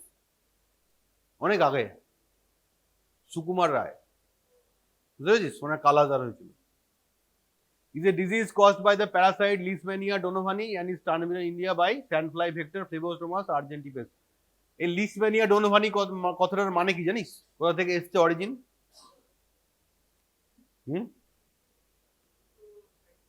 দুজনেই সায়েন্টিস্ট, একদম ঠিক। একজন হচ্ছে লিসম্যান, একজন হচ্ছে ডোনোভান, ঠিক আছে? লিসম্যান স্টেন তোরা পড়েছিস না ম্যাকাবলিতে, ওনার নামে। ওই স্টেনটা আবিষ্কার করে ও প্রথমে এই প্যারাসাইটের অ্যামাস্টিগোট, প্রোমাস্টিগোট যে ফর্মগুলো হয় না, এগুলোকে দেখেছিল, সেই জন্য ওটাকে বলে লিসম্যানিয়া, ঠিক আছে? ব্রিটিশ ছিল, ইন্ডিয়াতে কাজ করে এই জিনিসটা ডেভেলপ করেছে। কালাজারের গোটা ব্যাপারটাই ইন্ডিয়াতে, জানিস তো? মানে যা কিছু রিসার্চ হয়েছে, ডেভেলপমেন্ট হয়েছে, মেডিসিন হয়েছে, যত আর্টিকেল লেখা হয়েছে, স্টাডি হয়েছে, সব মানে আমাদের ইন্ডিয়া। হ্যাঁ, ওই জন্য নামটা দেখ এখনো ইন্ডিয়ানই হয়ে রয়েছে না, তো হিন্দি নাম কালাজার, বুঝতে পেরেছিস? এখন এই নামটা ওই জন্য ইউজ হয়। তাহলে exist in two form, kala azar বা ভিসেরাল লিসম্যানিয়াসিস, আর একটা পিকেডিএল, যেটা স্কিনে হয়, right? Chronic and insidious disease is not treated can be fatal. দেখ, এটাও ফ্যাটাল হতে পারে, যেটা তোকে বললাম, রিসেন্টলি দুজন পেশেন্ট মারাও গেছে। হ্যাঁ, তাহলে এখানে প্যাথোজেনেসিস কি হচ্ছে? ইনকিউবেশন পিরিয়ড দেখ 3 to 6 মান্থস। দেখেছিস, স্ট্রেস করা খুব মুশকিল, 6 মাস আগে ইনফেকশনে ঢুকেছে শরীরে। কি হচ্ছে? ইনোকুলেশন অফ প্রোম্যাস্টিগোট সিনফিস, এগুলো তো তোরা মাইক্রোবায়োলজিতে পড়েছিস, ঠিক আছে? তাহলে এই যে এটা হচ্ছে প্রোম্যাস্টিগোট, যেটা ফ্ল্যাজেলা থাকে, আর এটা হচ্ছে অ্যামাস্টিগোট, যেটা থাকে না, ঠিক আছে? তাহলে ঢুকছে কোনটা? Promastigote. Injection of promastigote by neutrophil, নিউট্রোফিলে ঢুকে যাচ্ছে। Attraction of macrophage, injection of infected neutrophil amastigote formation, invasion by plasma cells and lymphocyte. দিয়ে দেখ এবার amastigote liberated in circulation after rupture, দিয়ে আরই সেল পরিফাইড করছে, হেভিলি প্যারাসাইটেড হয়ে যাচ্ছে। মানে এইখানে কিন্তু প্যারাসাইট লোডটা প্রচুর বেশি থাকে অন্যগুলোর থেকে, কারণ তাই হয়। প্যারাসাইট মানে ইমিউন রেসপন্সও করে, মেনলি ইওসিনোফিল বা আইজি রিলেটেড, কিন্তু অনেক সময় এক্সেসিভ প্যারাসাইট লোডও বেশিরভাগ ক্ষেত্রে মানে ডিজিজগুলো করে আর কি, ঠিক আছে? তাহলে এইখানে দেখ যেটা হচ্ছে যে এই যে ইনফেকশন, এটা হচ্ছে মানে যদি আমরা কোনো রকম ট্রিটমেন্ট না করি তাহলে একদম ডেথ পর্যন্ত পৌঁছে যাচ্ছে। তাহলে ফার্স্ট ইনফেকশন হচ্ছে, তারপরে এখানে দেখ ইমিউন রেসপন্স হচ্ছে, এখানে TH1 আর TH2 দু রকম ইমিউন রেসপন্স হয়। ইনিশিয়ালি TH1 থাকে, পরের দিকে TH2 হয়ে যায়। TH2 এর দিকে ওই জন্য ব্যাপারটা দেখ বেশি পাল্লা ভারী। তারপরে এবার সিমটম আরো হলো, সাইটোকাইন স্টর্ম এখানেও হলো। এবার এখান থেকে দেখ এই যে স্টেবিলিটি, আমাদের প্রোকোয়াগুলেন্ট অ্যান্টিকোয়াগুলেন্ট স্টেবিলিটিটা নষ্ট হয়, প্রোকোয়াগুলেন্টের দিকে পাল্লাটা ভারী হয়ে যায়, ফলে ব্লিডিং টেন্ডেন্সি বেড়ে যায়। মানে এগুলো লেটার ফেজ অফ দ্য ডিজিজে হয়, ফলে অনেক সময় এক্সেসিভ ব্লিডিং বা এগুলো থেকেও পেশেন্টের ডেথ হতে পারে, ঠিক আছে? প্যাথোজেনেসিস কি? Infected by sandfly bite, released into the skin. Some perishes, whereas viable parasite reaches their host cell directly via phagocytosis by molecular phagocyte আর নিউট্রোফিল। এইটাকে বলে ট্রোজান হোস্ট। কেন বলে ট্রোজান হোস্ট? কাকে বলে? হ্যাঁ হ্যাঁ, কি হয়েছিল ব্যাপারটা ওখানে? হ্যাঁ হ্যাঁ হ্যাঁ হ্যাঁ, একদম। এইখানে কি হচ্ছে? নিউট্রোফিল তো বডির ইমিউন মানে কি বলবো রেসপন্সটাকে তৈরি করে, তার উপরে তো বডি রিলাই করে যে সে আমাকে বাইরের প্যাথোজেন থেকে আটকাবে। নিউট্রোফিলের ভেতরে ঢুকেই চলে এসছে, বুঝতে পেরেছি? ওই জন্য বলছে ট্রোজান হোস্ট। মানে বডি তো আর নিউট্রোফিলকে চেক করবে না, যে কারণে ইনফেকশনটা এইভাবে বেড়ে যায়। Infection is controlled by TH1 cell immunity. পরের দিকে দেখ TH2 আর ট্রেক সেলের দিকে চলে যায়, দিয়ে ভিসেরাল লিসম্যানিয়াসিস হয়। Patient may die or be cured leading to lasting immunity. অনেক সময় যারা কালাজার থেকে ভালো হয়ে যায়, সেকেন্ড টাইম কালাজার হওয়ার চান্স অনেক কম, ঠিক আছে? আর কি হচ্ছে, কোনো দেখ টক্সিন প্রডিউস করছে না, প্যারাসাইট তো, ওদের টক্সিন মিডিয়েট তো অনেক সময় হয় না, তাহলে কি হচ্ছে, ইনেট হোস্ট ইমিউন রেসপন্সটাকে বাড়িয়ে দিচ্ছে। আর একটা কি, positive correlation between severity of the disease and parasite burden. Main একটা জিনিস হয় কালাজারে কি, ওয়েট লস, ঠিক আছে, প্রচন্ড ওজন কমে যায়।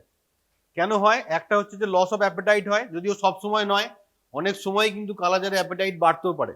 এটা একটা খুব ইম্পর্টেন্ট ডায়াগনস্টিক ফিচার, যে ওজন কমে গেছে কিন্তু খিদে বেড়ে গেছে, বুঝতে পেরেছিস?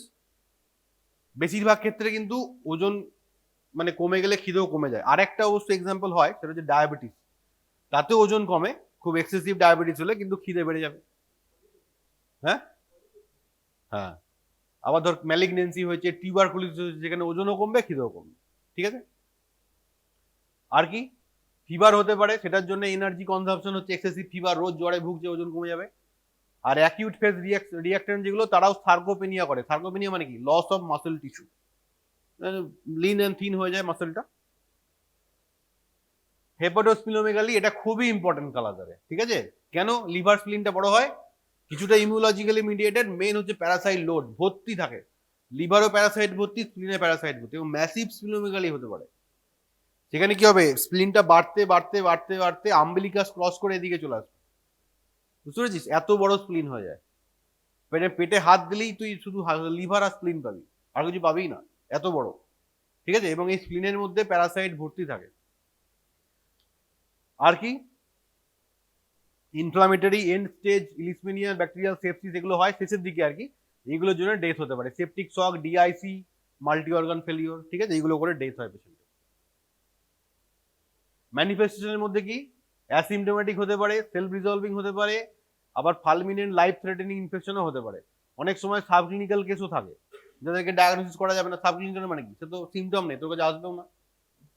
আর কি হবে, এইটা খুব ইম্পর্টেন্ট, পেন্টার্ড অফ, মানে 5টা মেন মানে সিমটোমেটোলজি বা ডায়াগনস্টিক ফিচার থাকে। একটা হচ্ছে ফিভার, ওয়েট লস, হেপাটোস্প্লিনোমেগালি, এই দুটো তো তুই ক্লিনিক্যালি পেয়ে গেলি।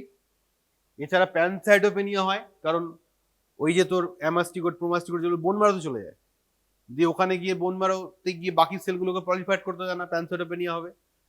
আর কি হবে, হাইপার গ্লামা গ্লোবুলিমিয়া, গ্লোবুলিনটা প্রচুর বেড়ে যায় ইমিউন রিঅ্যাকশনের জন্য, ঠিক আছে, গ্লোবুলিনটা প্রচুর বেড়ে যায়। আর কি, continuous or remittent and become intermittent at a letter stage also character, এইটা খুব ইম্পর্টেন্ট, ডাবল রাইজ, মানে 24 ঘন্টায় দুবার পিক ফিভার আসবে, এটা কিন্তু কালাজারে কমনলি হয়।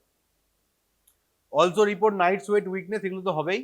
Sometime weight loss with increase appetite, যেটা তোকে বললাম, ঠিক আছে।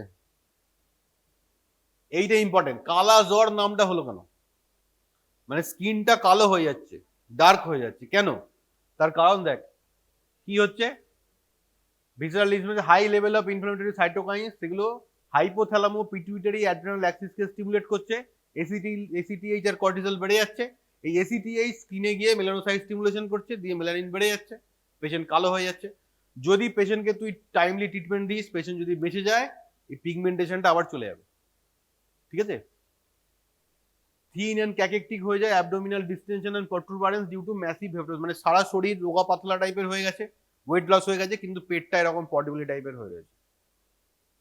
Liver and spleen are usually soft, easily palpated, acute disease, splenic extension to well below the costal margin, এটা তো হয়, এদিকেও চলে আসতে পারে, ঠিক আছে।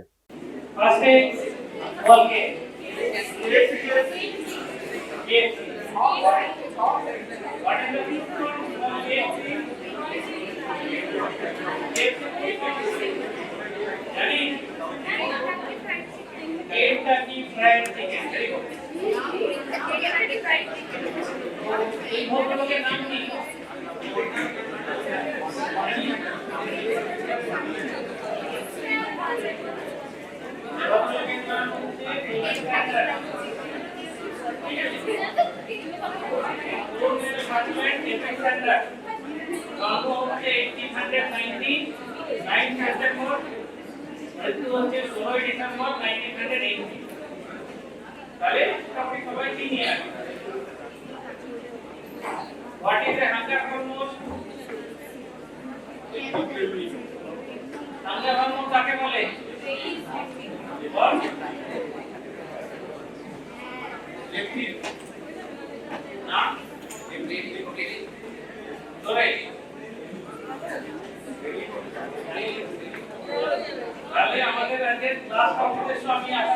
অন্য স্লাইডে বোঝাতে পেরেছি সবাই বুঝতে পেরেছে যে এটা হচ্ছে KFC কিন্তু হাঙ্গার হরমোন কে একটু ম্যাক্সিমাম মানুষ বুঝতে পারে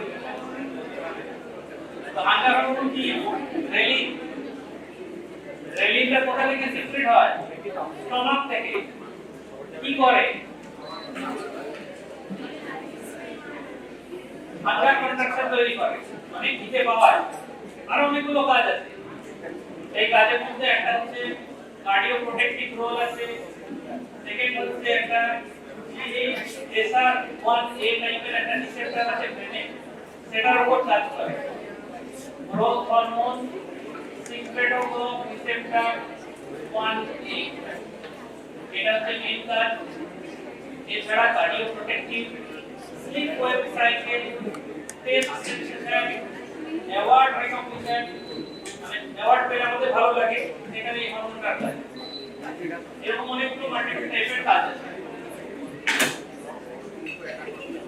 ফার্স্ট কোশ্চেন আমি কিছু কোশ্চেন দিয়ে জিজ্ঞাসা করব obesity is caused when more calories are consumed than burned true or false false কি আছে অবশ্যই true তাহলে obesity একটা সিম্পলেস্ট ফর্ম হচ্ছে আমরা যা ইনপুট করছি সেটা এক্সপেক্টেশন যদি না করি সেই ক্যালোরি বার্ন নাম যদি না হয় তাহলে obesity হবে সেকেন্ড কোশ্চেন হচ্ছে obesity eliminates the risk of increased করে hypertension and stroke cardiovascular disease diabetes and cancer all of them তাহলে এই কোশ্চেনটা থেকে আমরা বুঝতে পারি সবগুলো multiple type of non-communicable disease risk factor হচ্ছে obesity থার্ড কোশ্চেন হচ্ছে obesity impairs fertility true or false true তাহলে মোটামুটি একটা ধারণা আমাদের সবাইকার আছে যে obesity একটা মারাত্মক রকমের non-communicable disease তাহলে কেন obesity ইম্পর্টেন্ট as usual আমরা জানি যে সমস্ত non-communicable disease যা আছে তার ডেথের পরিমাণ এই communicable disease ডেথের তুলনায় অনেকটা বেশি কিভাবে obesity হয় সেটা আমরা জানলাম যে ক্যালোরি যদি নিয়ে নিই তখন যদি বার্ন না করি তাহলে অ্যাকুমুলেশন হয়ে যাবে এক্সেস ফ্যাট এটা হচ্ছে obesity in the simplest form দুটো টাইপের ফ্যাট অ্যাকুমুলেশন হতে পারে একটা হচ্ছে হাইপারট্রফিক একটা হচ্ছে হাইপারপ্লাস্টিক কোনটা হাইপারট্রফিক হাইপারট্রফিক হচ্ছে একটা ফ্যাট সেল সেখানে আরো ফ্যাট জমছে বড় হয়ে গেল এটা হচ্ছে হাইপারট্রফিক তার সঙ্গে যদি ফ্যাট সেলের নাম্বারটাও বাড়ে একটা ফ্যাট সেল ছিল তার জায়গায় 4টি তার জায়গায় 8টা তার জায়গায় 16টা তাহলে হচ্ছে হাইপারপ্লাস্টিক তাহলে সিম্পলি আমরা বুঝতে পারছি যে ম্যাক্সিমাম অ্যাডাল্ট আমাদের obesity যাদের আছে বা ওভারওয়েট যাদের আছে তাদের ক্ষেত্রে হাইপারট্রফিক হাইপারপ্লাস্টিক দুরকমই হাইপারপ্লাস্টিক obesity হয়ে গেলে সেটা কমানো খুব ডিফিকাল্ট সেলের নাম্বার বেড়ে গেলে সেটা কমানো খুব ডিফিকাল্ট স্বাভাবিক ব্যাপার সেলের মধ্যে ফ্যাট জমতে সেটা আমরা বার্ন করতে পারি সেলের নাম্বার কিভাবে আরেকটা হচ্ছে obesity আর ওভারওয়েট এই দুটোর মধ্যে একটা তিন লাইনের ডিফারেন্স আছে কি ডিফারেন্স লাস্ট লাইনে বলা আছে overweight is usually due to obesity সাধারণত obesity জন্যই হয় কিন্তু আলাদা কজেও হতে পারে অ্যাবনরমাল মাসল গ্রোথ যদি হয় পেটে জল জমেছে কি বলে অ্যাসাইটিস জানি তার জন্য হতে পারে ওভারওয়েট কিন্তু সেটা obesity মধ্যে পড়বে না আরো কি কি আছে এই যে এক্সেস ফ্যাট এটা ডিস্ট্রিবিউশন আলাদা আলাদা হতে পারে রিজিওনাল ডিস্ট্রিবিউশন হতে পারে মহিলাদের নরমালি হাত বা এগুলো সব জায়গাতেই ফ্যাট ডিস্ট্রিবিউশন বেশি থাকে কিন্তু জেনারেলি ছেলেদের এবং কিছু কিছু ক্ষেত্রে মহিলাদেরও অ্যাবডোমিনাল ফ্যাট ডিস্ট্রিবিউশন এই অ্যাবডোমিনাল ফ্যাট ডিস্ট্রিবিউশনকে কি বলে অ্যান্ড্রয়েড টাইপ অফ obesity এটা আছে অ্যান্ড্রয়েড আর বাকি যেগুলো পেরিফেরালি ডিস্ট্রিবিউটেড থাকে সেগুলো হচ্ছে গাইনোয়েড টাইপ অফ ফ্যাট ডিস্ট্রিবিউশন তাহলে আমাদের ক্ষেত্রে মেইন কনসার্ন হচ্ছে অ্যাবডোমিনাল ফ্যাট ডিপোজিশনটা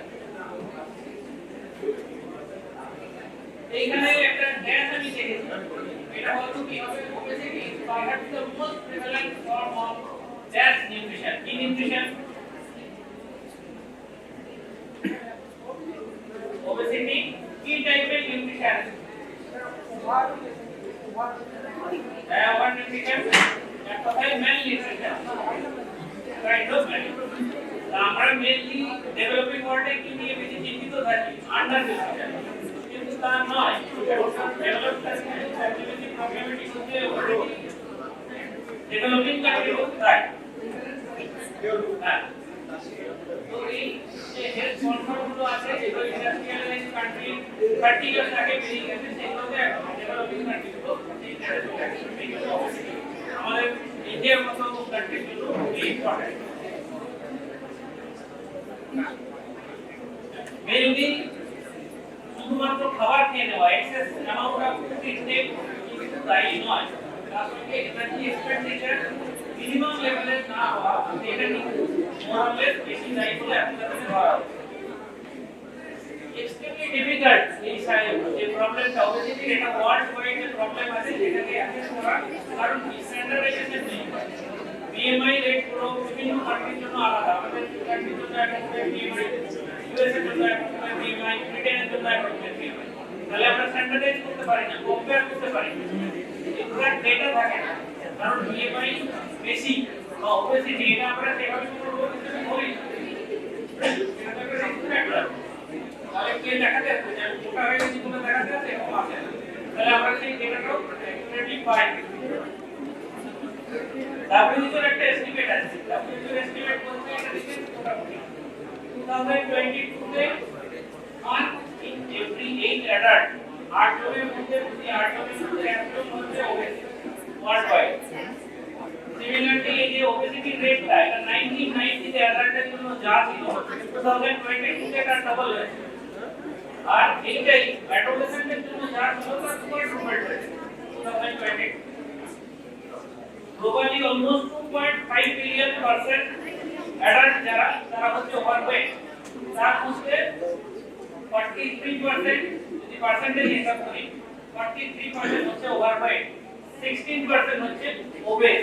আর যদি ফিগারে বলি 890 million person world wide, globally 890 million হচ্ছে ওবেস। বাচ্চাদের ক্ষেত্রে চিলড্রেন এবং অ্যাডোলেসেন্ট 5 to 19 ইয়ার্স বলা আছে 390 মিলিয়ন 2022 তে 390 মিলিয়ন কিডস এবং অ্যাডোলেসেন্ট আছে up to the age of 19 years obese। Under 5 কত? আন্ডার 5 ওবেসিটি হচ্ছে 37 মিলিয়ন, 35 মিলিয়ন, খুব সিগনিফিক্যান্ট অ্যামাউন্ট। ইউনাইটেড স্টেটসে যদি আমরা দেখি, ইউনাইটেড স্টেটসে গ্লোবাল ওবেসিটি এপিডেমিক, যেরকম কোভিড এপিডেমিক, অন্য যে কোনো ডায়রিয়া এপিডেমিক, ইনফ্লুয়েঞ্জা এপিডেমিক, ওখানে হচ্ছে obesity epidemic. Almost $150 billion spent by us annually obesity related morbidity mortality management। তার মধ্যে সেটা হচ্ছে প্রায় ওদের ন্যাশনাল মেডিকেল বাজেটের 10%। ওখানে আবার 3 জন অ্যাডাল্টের মধ্যে একজন, 8 জন চাইল্ডের মধ্যে একজন ওবেস, 1 in 3 1 in 8। এই যে ওবেসিটি, এটার কারণ হচ্ছে মেইনলি ওখানে maximum food intake, food available বেশি, এবং সেই এনার্জি খরচা করার যে জায়গাটা সেটা খুব ল্যাকিং, ফিজিক্যাল অ্যাক্টিভিটি করার জায়গাটা ল্যাকিং। তাহলে কেউ কি নিজের চয়েসে ওভারওয়েট বা ওবেস হতে চায়? এই কারো পার্সোনাল ডিসিশন হতে পারে, চায়, কারো পার্সোনাল ডিসিশন। এটা কি? এটা হচ্ছে consequences of complicated changes in the environment। এনভায়রনমেন্টের একটা কমপ্লিকেটেড কমপ্লেক্স চেঞ্জ, এই চেঞ্জটা অনেক কিছুর উপর ডিপেন্ড করে, ইকোনমি থেকে সোশ্যাল স্ট্রাকচার অনেক কিছু, সেইটার জন্য এই ফ্যাটনেসটা চলে আসে। মোটামুটি 50 ইয়ার ধরে, কারণ যদি নিজেরা চিন্তা করি 50 ইয়ার ধরে আমাদের ফুড প্যাটার্ন ডেভেলপিং কান্ট্রিতে অনেক চেঞ্জ হয়ে গেছে, ডেভেলপ কান্ট্রিতে খাওয়ার অনেক বেশি চেঞ্জ হয়ে গেছে। কনস্ট্যান্টলি আমরা ফুডের মধ্যে থাকি, we are bombarded by food, কম বলা হয়, সারাউন্ডেড বাই ফুড। আর শুধু তাই নয়, ফুডের সাইজটাও ইনক্রিজ হয়ে গেছে, মানে ফুড খাই তার পরিমাণটাও এই ফুডটা অনেক বেশি, যা আমাদের রিকোয়ারমেন্ট খরচা যাচ্ছে সার্ভিটিকের উপর।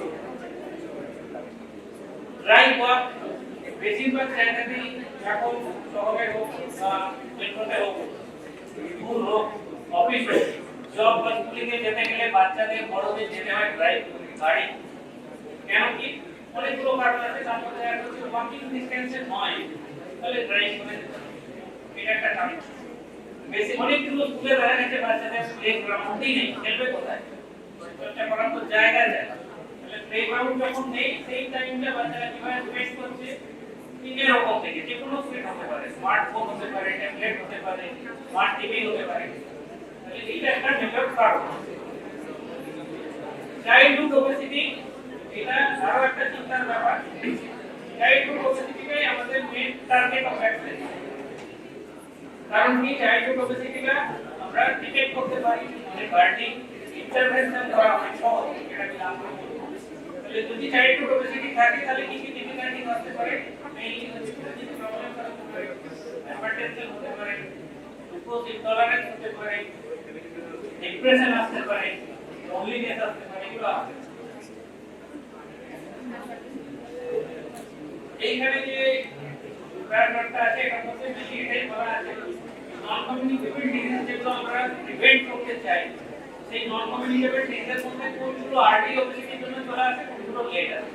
খুব স্বাভাবিক, আর্লি যেগুলো আছে ফার্স্ট হচ্ছে হাইপারটেনশন আছে, তারপরে হচ্ছে লিপিডের আছে, ব্যালেন্সটা নরমাল হয়ে যায়, 3 নাম্বার হচ্ছে ডায়াবেটিস হতে পারে, আর যেগুলো একটু লং টার্ম সেগুলো হচ্ছে ডায়াবেটিস রিলেটেড যে কমপ্লিকেশন গুলো যেমন হচ্ছে রেনাল ডিজিজ, এগুলো অনেক লম্বা, অনেক পরে আছে।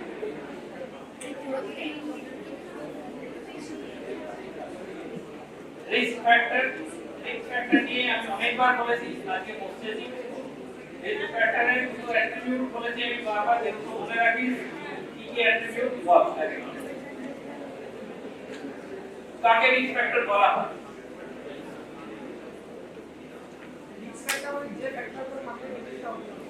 আরেকটু স্পেসিফিক টার্মে বলবি, কনস্ট্যান্টলি অ্যাসোসিয়েটেড, সব সময় পাওয়া যাবে। আরেকটা কি খুব ইম্পর্টেন্ট, ইন্টারভেন করতে পারে, এটাকে কমিয়ে দিলে ডিজিজটাকে প্রোগ্রেস করা বা আটকানো সম্ভব। ঠিক আছে, এগুলো মনে রাখবে। এপিডেমিওলজিক্যাল ডিটারমিনেন্টসের মধ্যে একটা সবসময় থাকে এজ, যেটা আমরা মডিফাই করতে পারি না, নন মডিফাইবল রিস্ক ফ্যাক্টর হচ্ছে সেই। ইনক্রিজিং এজের সাথে ওবেসিটি বাড়ে। এজিং ইটসেলফ একটা রিস্ক ফ্যাক্টর হয় কেন? বয়স হলে কি হয়? মাসল মাস কমে যায়, মাসল রিকভার হয় না একটা বয়সে। মাসল মাস যদি কমে যায় তাহলে কি হবে? বেসাল মেটাবলিক রেট যেটা আছে মাস, সেটা ডিক্রিজ হবে। ডিক্রিজ হলে এনার্জি আউটপুট কমে যাবে, তাহলে সেই জন্য ফ্যাট অ্যাকুমুলেশন বেশি হবে। এজিং ইটসেলফ একটা হচ্ছে কজ ওবেসিটি, ছোট রিস্ক ফ্যাক্টর। এটা আমরা কি করতে পারবো না, বয়স বাড়ার সাথে সাথে এই টেন্ডেন্সিটা বাড়বে। আরেকটা দেখা গেছে ইনফ্যান্ট চাইল্ড ছোটবেলায় যদি মোটা থাকে, ওবেস থাকে, তাহলে এটা থেকে হওয়ার সম্ভাবনা অনেক বেশি। দেখা গেছে ওবেস যে পার্সনরা আছে অ্যাডাল্টে, তাদের প্রতি 3 জনের মধ্যে একজন অবশ্যই চাইল্ড মধ্যে ওবেস ছিল। তাহলে এটা একটা সিগনিফিকেন্ট আছে। সেকেন্ড হচ্ছে সেক্স। সেক্সের ক্ষেত্রে এরকম একটা ধারণা আছে যে মহিলাদের ওবেস জেনারেলি মোর ওবেস দেন মেন, সেরকম নয়। ট্র্যাডিশনাল হার্ট স্টাডি যেটা করা হয়েছিল ইউএসএ তে, কখন স্টার্ট হয়েছিল বলতে হবে, খুব ইম্পর্টেন্ট একটা স্টাডি। 1948 এ প্রায় 6টে জেনারেশন কভার করেছে। 2023 তে ওরা একটা সেলিব্রেশন হয়েছে, এতদিন ধরে তাতে একটা সিগনিফিকেন্ট জিনিস দেখা গেছে। ছেলেদের মধ্যে 29 থেকে 35 এর মধ্যে একটা ইমপ্রুভমেন্ট ওবেসিটি হওয়ার চান্স আছে। মহিলাদের মধ্যে 45 থেকে 49 মানে মেনোপজাল যেটা এজ, সেই এজটাতে ওবেসিটি হওয়ার চান্স বেশি। ওমেনদের ক্ষেত্রে বলা আছে যে প্রেগন্যান্সিতে 1 কেজি করে ওয়েট গেইন হতে পারে।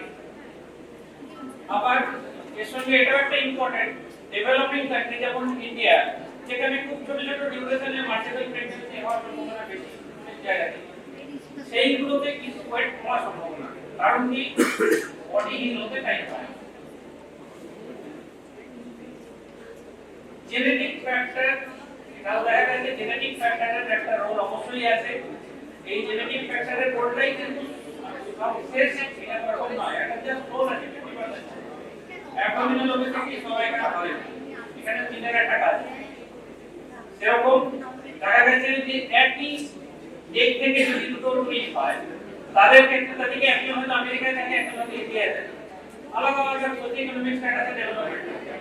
তা সত্ত্বেও বডি প্যাটার্ন অলমোস্ট সেম। তাহলে এটা একটা খুব ইম্পর্টেন্ট কথা, যে একই এগ থেকে হলে কিন্তু সিমিলার স্ট্রাকচার হবে, আলাদা আলাদা এগ থেকে হলে কিন্তু ডিফারেন্ট হওয়ার সম্ভাবনা বেশি। এখানে একটা কথা লেখা আছে, দেখ এলএম পাথওয়ে, এলএম পাথওয়ে তুমি বলতে পারবি? এলএম পাথওয়ে কি? একটু ডিটেইলসে যাচ্ছি, শুধু জেনারেল মনে না থাকলেও কোনো অসুবিধা নেই। এটা হচ্ছে লেপটিন মেলানোকর্টিন পাথওয়ে, লেপটিন মেলানোকর্টিন যতটুকু মনে থাকে। লেপটিন কি? লেপটিন তো একটা হরমোন, যখন গ্রেলিন হচ্ছে আঙ্গার হরমোন, লেপটিনকে বলা হয় স্যাটাইটিক হরমোন। খাবার খেলাম, তৃপ্ত হলাম, হ্যাঁ ভালো বিরিয়ানি খেয়ে, এইটা হচ্ছে লেপটিনের কাজ। এই লেপটিন মেলানোকর্টিন কি করে? যখন খাওয়া হয়ে যায়, পেট থেকে পেট ভর্তি আছে, সেই সময় ব্লাডের সার্কুলেশনের মধ্যে ইনসুলিন আর লেপটিন এই দুটোকে সেন্স করে এরা পিওএমসি বলে, প্রো ওপিও মেলানোকর্টিন বলে এক রকমের সারফেস রিসেপ্টর আছে, তাতে কাজ করে তৈরি করে আলফা মেলানোসাইট স্টিমুলেটিং হরমোন। এই হরমোনটা আবার কাজ করে মেলানোকর্টিন 4 রিসেপ্টরে, তারপরে ইনটেক করে যে হ্যাঁ আমি খাবার খেয়েছি, তৃপ্ত, আর খাবার দরকার নেই। এইটা হচ্ছে একটা মোটামুটি রকমের পাথওয়ে। তো এই পাথওয়ের মধ্যে দেখা গেছে যদি লেপটিন না থাকে তাহলে এটা হবে না, বারবার করে বেশি খাবার খেয়ে যাবে। বেশ কিছু এগুলো অনেকটাই এক্সপেরিমেন্টাল লেভেলে হয়েছে। ওভারওয়েট কোনো বাচ্চাকে লেপটিন ইনজেকশন দেওয়া হয়েছিল, দেখা গেছে তার ওয়েট রিডাকশন হয়েছে। Physical activity foremost important. Physical activity অন্ততপক্ষে রাফলি, রেগুলারলি, উইকলি 150 মিনিটস এবং মাঝখানে gapping 2 days or 48 hours at a stretch হওয়া চলবে না। তাহলে প্রত্যেকদিন 30 মিনিট করে, আধ ঘন্টা করে, সপ্তাহে উইকলি 150 মিনিট এবং 2 দিন গ্যাপ নেওয়া চলবে না। সেরকম ফিজিক্যাল অ্যাক্টিভিটি মিনিমাম সময়টা রাখা উচিত। অনেক সময় দেখা যায় স্পোর্টসম্যান যারা, অ্যাথলিট যারা হয়, টেনিস প্লেয়ার যারা হয়, তারা রিটায়ারমেন্টের পরে ওভারওয়েট হয়ে যায়। কেন কি? তাদের ইনপুটটা একই থাকে, যে পরিমাণ খাবার তারা খেতে থাকে সেটাই খায়, খরচাটা কমে গেছে।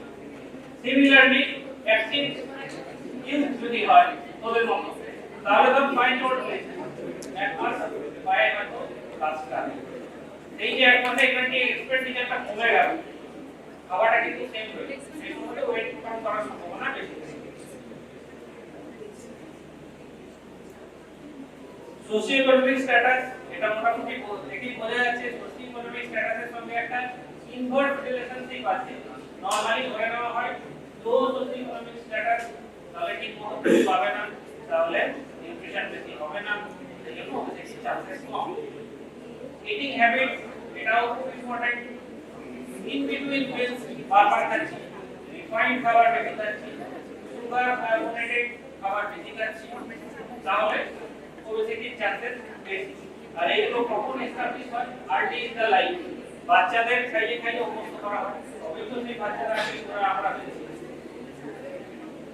এই খাবারের ক্ষেত্রে তিনটে জিনিস ইম্পর্টেন্ট, একটা হচ্ছে composition of diet, periodicity with which it is eaten, and amount of energy derived from it. তিনটে ইম্পর্টেন্ট। এখান থেকে পোস্ট প্রান্টিয়াল হাইপারলিপিডেমিয়া হয়, সেই লিপিডগুলো ফ্যাট সেলের মধ্যে জমা। Television, print media, social media, Instagram, সবকিছু ব্যবসা দিনে রেসপন্সিবল। এই যে মাল্টিন্যাশনাল কোম্পানিগুলো আছে, একটা তো বললাম যে এরকম আরো আছে, অনেক খবরে আছে, ডমিনোজ আছে, জাহাট আছে, আরো আমার থেকেও বেশি নাম জানি তোরা, এগুলো আছে। তাহলে এগুলো হচ্ছে কি ইউজুয়ালি এগুলো ক্লাসিফাইড হয় ইংলিশ ক্যাটাগরি, আর সেগুলো আমরা বেশি পরিমাণে খাই, বারবার খাই। কেন? এই যে অ্যাডভার্টাইজিং করে, মার্কেটিং করে, কালচার আর ফ্যাশন কমপ্লিকেট সেসব। এখানে একটা খুব ইম্পর্টেন্ট ডেটা দিয়েছি, দেখ এটা ক্যালকুলেট করে দেখা গেছে একটা বাচ্চা তার হয়তো daily 2000 kilocalorie per day intake লাগে, যে মানে ও যা খেলাধুলো করে কাজ করে তাতে 2000 কিলোক্যালোরি লাগে। সে যদি প্রতিদিন মাত্র 100 কিলোক্যালোরি প্রতিদিন বেশি খায় তাহলে মোটামুটি বছরে 5 কেজি করে ফ্যাট গেইন হবে। ঠিক আছে, 2000 কিলোক্যালোরি খরচা থাকবে এরকম একটা বাচ্চা মাত্র 100 কিলোক্যালোরি করে পার ডে যদি বেশি খায় তাহলে বছরে 5 কেজি তার ফ্যাট গেইন হবে। আর সেখানে 1 কিলো ফ্যাট করেসপন্ড করে 7700 কিলোক্যালোরি অফ এনার্জি। মানে 1 কেজি ফ্যাট আমাদের কমাতে গেলে 7700 কিলোক্যালোরি বার্ন করতে হবে। মোটামুটি 15 মিনিট ট্রেডমিলে হাঁটলে কত বার্ন হবে? 100 হবে না, 7700 কিলোক্যালোরি আমাদের বার্ন করতে হবে 1 কেজির জন্য। কেন আমি দেখালাম? এটা কি নাম? আমার ফেভারিট কেএফসি কি বার্গার? Chicken ginger burger. কত ক্যালোরি জানিস? 560। ঠিক আছে, তাহলে যে বার্গারের কথা আমি বললাম 8 ক্যালোরি মতো বেশি যাবে একটা বার্গার হয়ে গেল 5 কেজি বছরে। এরপরে হচ্ছে সাইকোলজিক্যাল ফ্যাক্টর। সাইকোলজিক্যাল ফ্যাক্টরস এর মধ্যে অবশ্যই সবসময় দেখা যায় যে ডিপ্রেশন, লোনলিনেস, সোশ্যাল আইসোলেশন, এইগুলো যারা ওবেস হয়, ওবেস অ্যাডাল্ট যদি হয় তাদের ক্ষেত্রে ইউজুয়ালি উইথড্রল বা সেলফ উইথড্রল হয়, সবার থেকে আলাদা সেলফ কনসাস হয়, লোনলি হয়, ক্রিটিক্যাল, খাওয়াটা কিছু ছাড়তে পারে না। এর একটা মেইন কারণ হচ্ছে যে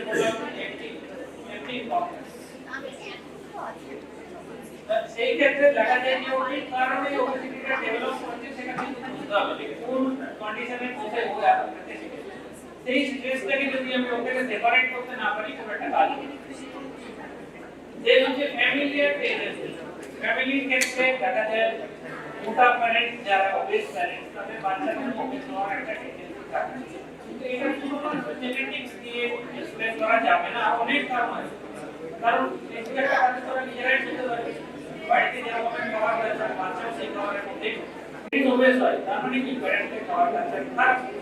খারাপ মানে ইন দ্য সেন্স আউটপুট সেই পরিমাণে হচ্ছে না, তাহলে ফিজিক্যাল অ্যাক্টিভিটি কম। এইগুলো হচ্ছে ফ্যামিলিয়ার টেন্ডেন্সি। এন্ডোক্রিন ফ্যাক্টর, অনেকগুলো এন্ডোক্রিন ডিজিজ আছে যেগুলোতে ওবেসিটির চান্স আছে।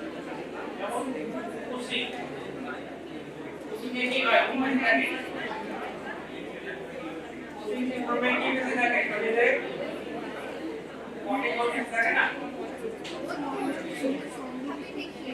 আচ্ছা, আরো কয়েকটা নাম বল যে ডিজিজগুলোতে ওবেসিটি হওয়ার সম্ভাবনা থাকে। Very good. কেমন? বিএমআরটা ঠিক। আর পিসিওডি কে হওয়ার সম্ভাবনা আছে।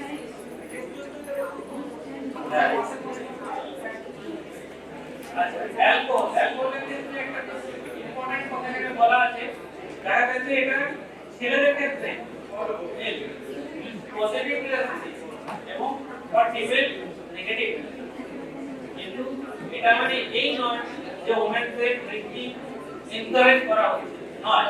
আমি নিজে পার্টিকুলারলি লাইনটা পড়ে বেশ কিছু জার্নাল সার্চ করেছি। হ্যাঁ, সত্যি এই রেজাল্টে ইনভার্সিটি রিলেটেড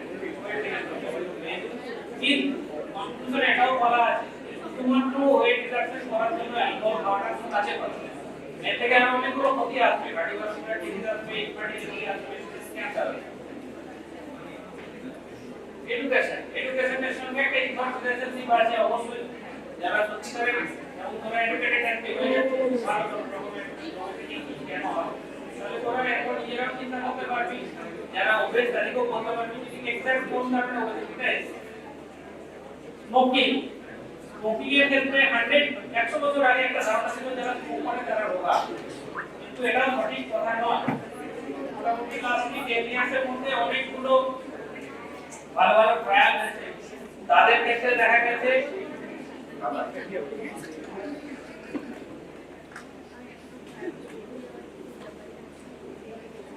যে স্মোকার আর এক স্মোকারের মধ্যে সামান্য ডিফারেন্স আছে।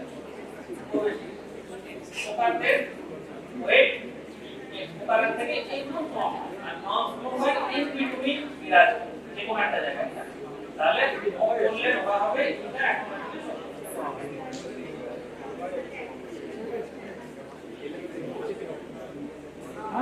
এলটিসিটি সেটাও দেখা গেছে কিছু কিছু স্পেশাল টাইপের গ্রুপ আছে, ক্যাটাগরিজ আছে, যারা ইন্ডাস্ট্রিয়ালিস্ট কান্ট্রিতে যেখানে ডেভেলপমেন্ট হয়ে গেছে এখানে চেঞ্জ হয়ে গেছে, ওরা সার্টেনলি হবে। আর এই ড্রাগস আছে, ড্রাগস তোমরা জানি কর্টিকোস্টেরয়েড ক্যাটিনাইজিং ড্রাগ, এগুলোর জন্য বেশ হওয়ার সম্ভাবনা বেশি থাকে। এরপর হচ্ছে বিএমআই।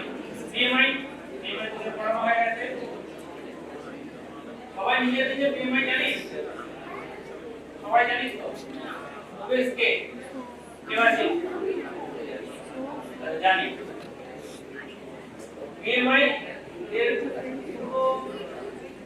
স্পেসিফিক ক্যারেক্টারিস্টিক্স বল। বিএমআই কি সবাই জানি? এটা না পড়লেও হবে। ওয়েট ইনক্রিজিং ডিভাইডেড বাই হচ্ছে হাইট ইনক্রিজ। তো স্পেশাল ক্যারেক্টারিস্টিক্স কি বল বিএমআই?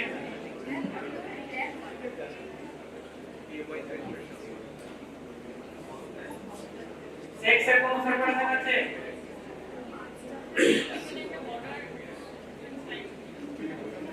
ছেলের জন্য যা, মেয়ের জন্য তো একই রকমের ইনফেকশন। বল বল বল। না ওটা বলিনি আমি, এখানে যে ফর্মুলাটা দিয়েছি এটা ছেলেমেয়ের জন্য একই তো, তাহলে কোনো সেক্স ডিফারেন্স নেই।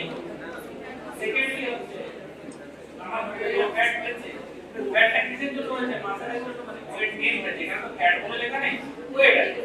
ওয়েটটা কিসের জন্য? কোনের ওয়েট, মাসেলের ওয়েট, এটা বলা আছে।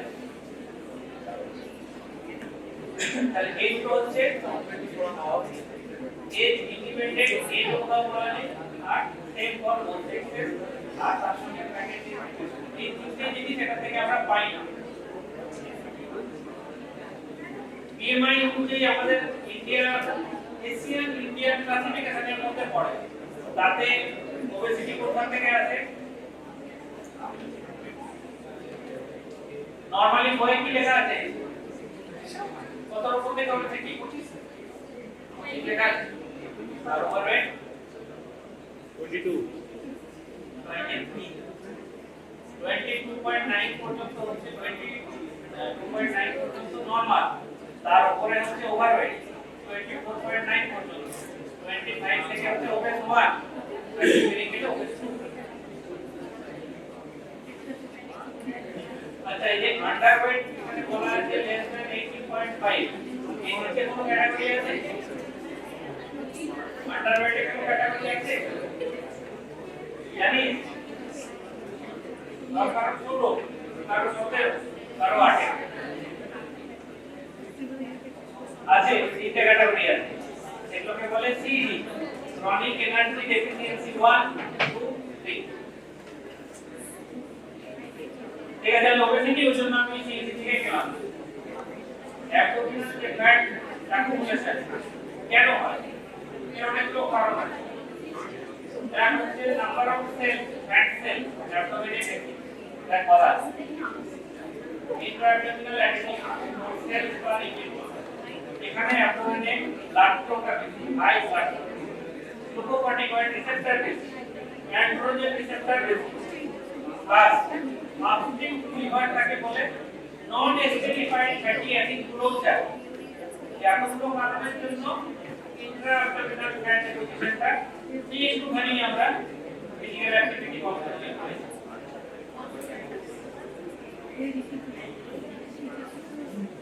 Body mass index, Quetelet's index সবাই জানি, weight divided by height metre square. Ponderal index হচ্ছে height in centimetre divided by root of body weight in kg. আচ্ছা নিজের হাইট আর ওয়েট জানি কত হয়? 28.4।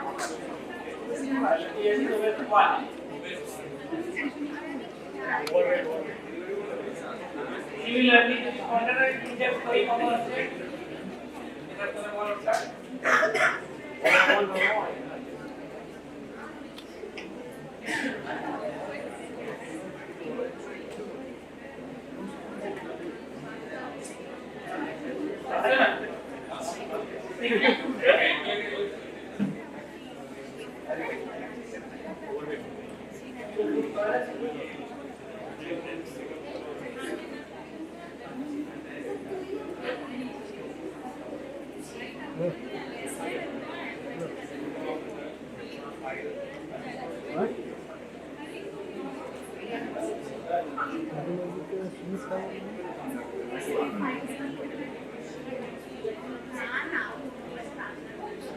সব পাঠিয়ে দিবি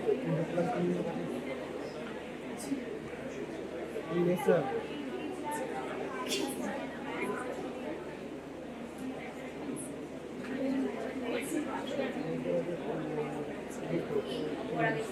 আমি করবো উপরে আমি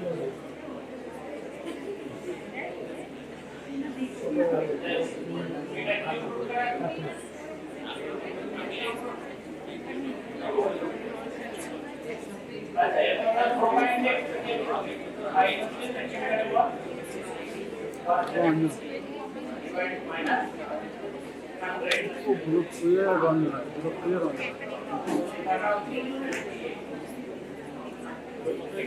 আবার ঘরে তিনটে ক্লাস মনিটর ফার্মাস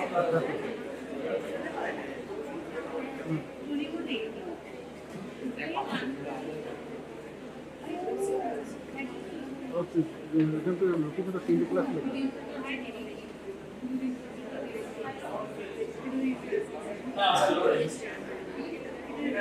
আইডিয়াল বডি ধরেন ফার্মাকোলজি চলে এটা হবে একটা ক্লাস 178 মাইনাস 100 এরপরে আবার মাইনাস করতে হবে এটা হচ্ছে মানে হাত তুলো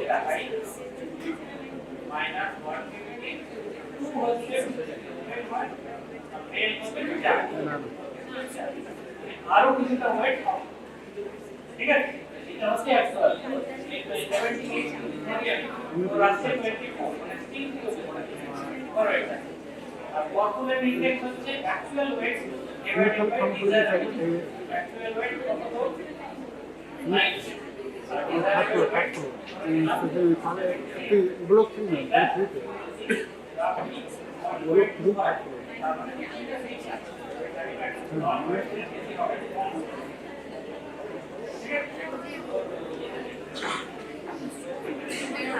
শাসর উপরে থাকে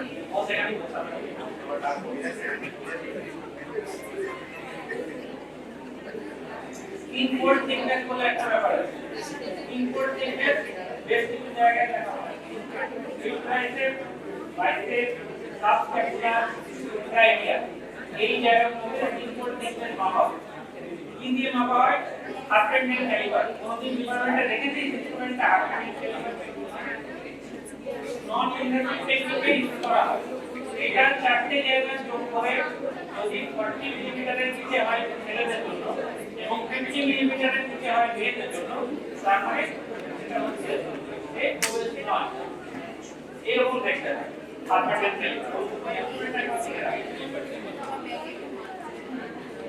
তবে এটা হচ্ছে পুরো রিপিটেবিলিটি মানে একবার করার পর সেকেন্ড টাইম হবে বেস্ট প্রবলেম স্টিল এটা বিভিন্ন কান্ট্রির জন্য আলাদা কোনো স্ট্যান্ডার্ডাইজেশন করা নেই সেজন্য এটা খুব একটা ইউজ করা হয় কোনটা ইউজ করা হয় waist circumference and waist circumference কোথায় মাপা হয় এটার জন্য আমার দুজনকে লাগবে দুজন ছেলে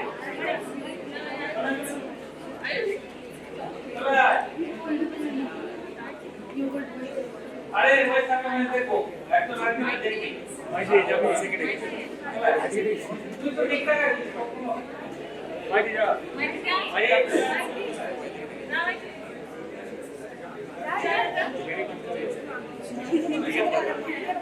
ভাই যাচ্ছে যা যা যাচ্ছে ওই সার্কামফারেন্স কোথায় রাখা হয় ওখানে দেখা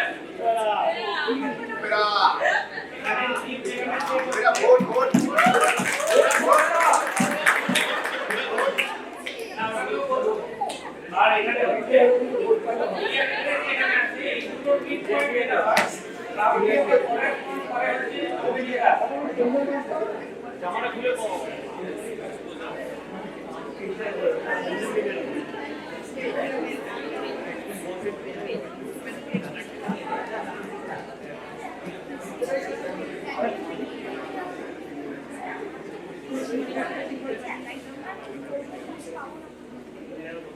তাহলে 102 তাহলে এখানে বলা আছে সেখানে যাচ্ছে 102 সেন্টিমিটারের নিচে হতে হবে, তাহলে ও এখন কাট অফ পয়েন্টে দাঁড়িয়ে আছে। মেয়েদের ক্ষেত্রে কত বলা আছে এখানে? 88 বলা আছে। এটা তো ওয়েস্ট সার্কামফারেন্স।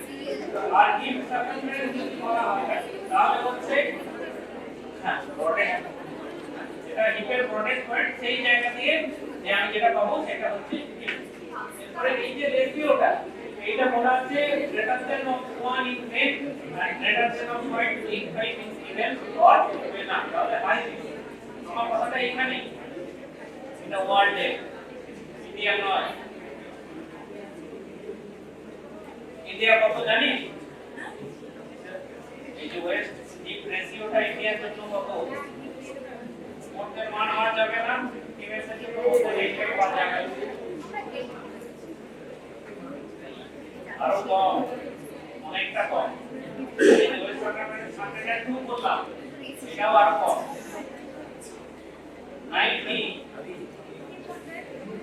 আর মেয়েদের জন্য হচ্ছে 80, আর রেশিওটা হচ্ছে মেয়েদের জন্য একই থাকছে 0.85, ছেলেদের জন্য 0.90। তাহলে আমরা পেলাম, ঠিক আছে? আর একটা যেটা আমরা বললি এক্সপোজ করার কথা, অবশ্যই মাপ নেওয়ার সময় বলা হয় প্রপারলি এক্সপোজ করতে হবে with maintaining due privacy and respect. তাহলে আমরা না শুনলে নয়, সেটাই করতে হবে, প্রাইভেসি মেইনটেইন করতে হবে, ঠিক আছে?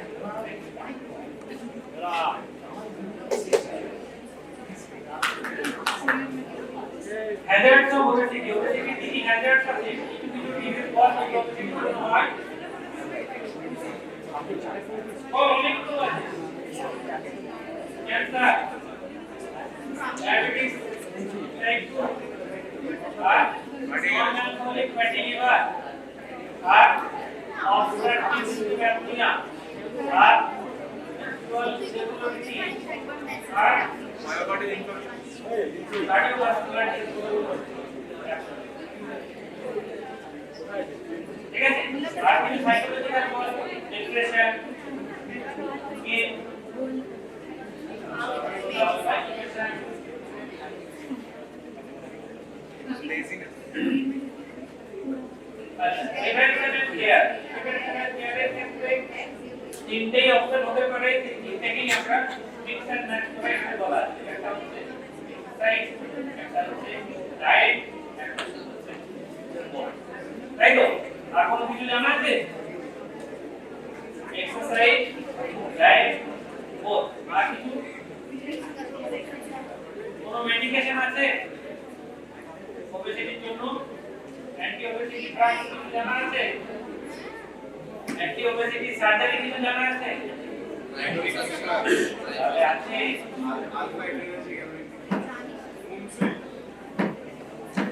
এই যে অ্যান্টি ওবেসিটি সার্জারি, এর নাম আছে, কার হয়েছিল? একজনের নাম কি কার?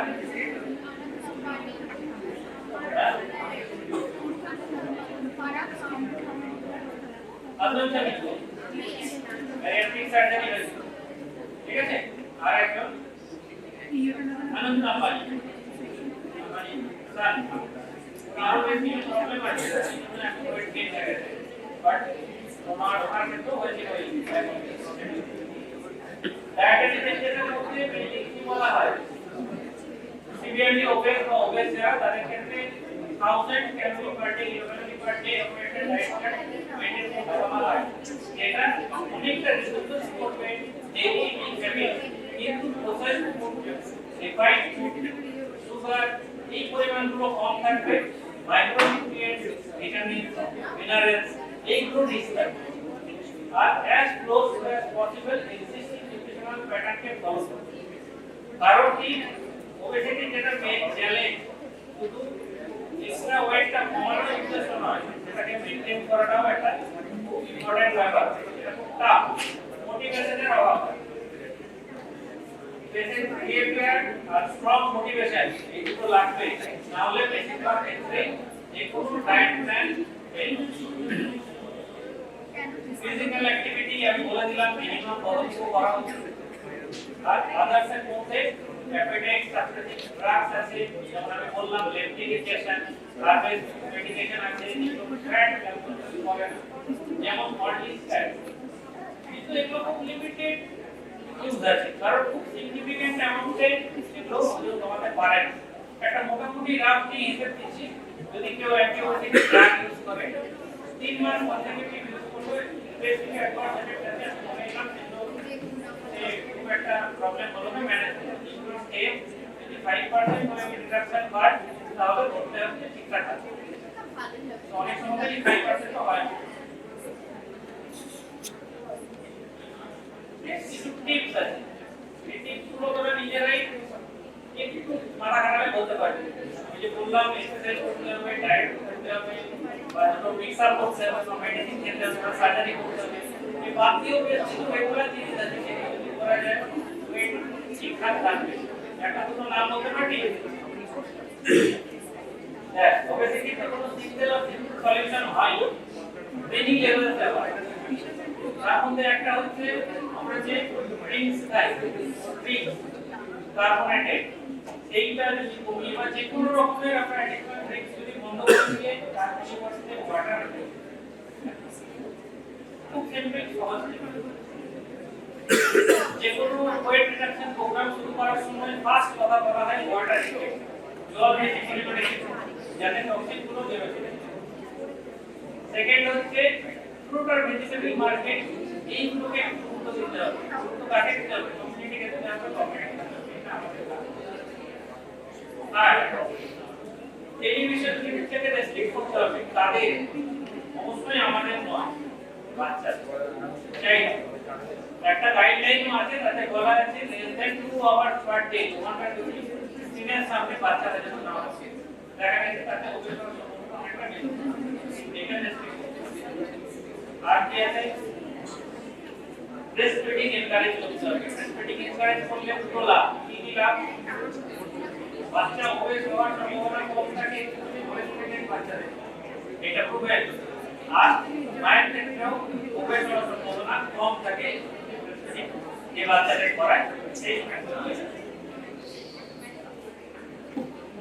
তাহলে মেন হচ্ছে যদি বড়দের ক্ষেত্রে বলা হয় কি পরিমাণে আমার রেকমেন্ডেশন কি থাকবে, অ্যাডাল্ট ওবেসিটি প্রিভেন্ট করার জন্য health inspection, motivation, health education দিতে হবে, কোনগুলো বারণ সেগুলো বোঝাতে হবে, বলতে হবে যেটা ওয়ান টাইম প্রসেস নয়, অনেকটা লম্বা প্রসেস, ধৈর্য রাখতে হবে, বিশ্বাস রাখতে হবে। আর একটা সিম্পল অ্যাপ্রোচ কি, যেটা আমি একদম শুরু দিয়ে শুরু করেছিলাম, টার্গেট করতে হবে সেই বাচ্চাদের, বাচ্চারা এই যারা ওবেস হওয়ার পথে হাঁটছিল, যাদের রিস্ক ফ্যাক্টর আছে, যাদের প্যারেন্টস ওবেস, যাদের ওবেস হওয়ার আরো অনেক রকমের অর্গানিক কজও আছে, সেই বাচ্চাগুলোকে টার্গেট করে কিভাবে ওবেসিটি করতে পারি, রেজাল্ট তাড়াতাড়ি পাবো, ভবিষ্যতে।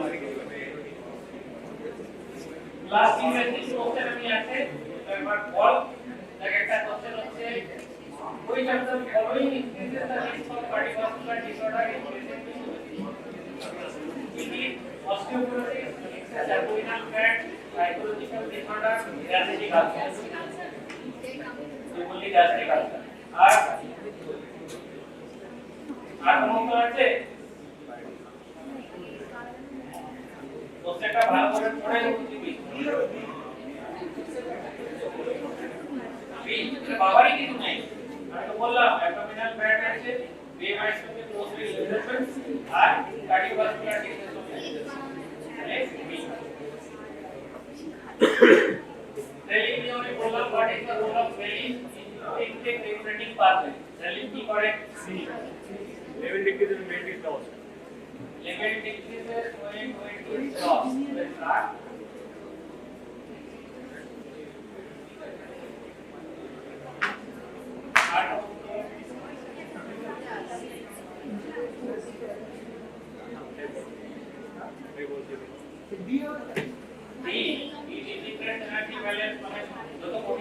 লাইনগুলো দেখা রাখবে, সেটা হবে না একদমই না। রেলিং আমি কি বলেছিলাম তাহলে আরেকবার রেলিংটা আমি বলে দিই।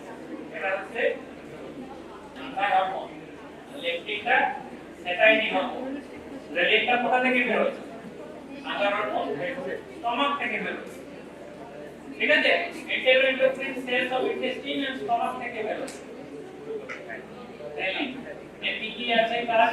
অনেকগুলো কাজ আছে, কার্ডিও প্রোটেক্টিভ এফেক্ট আছে, টেস্ট সেন্সেশন আছে, গ্লুকোজ মেটাবলিজম আছে, স্লিপ ওয়েভ সাইকেল আছে, তার সঙ্গে আছে রিওয়ার্ড কফিশিয়েন্ট, আর যেটা মেইন সেটা হচ্ছে খিদে পাওয়া, করে পাওয়াই এইটা growth hormone secretor of receptor 1A, এটা ব্রেনে থাকে, এটা সাথে খিদে বাড়ায়। লেপটিনটা মনে রাখা চলবে ডেলিটা। Which type of exercise is most effective in increasing BMI? Aerobic exercise, resistance exercise, balancing,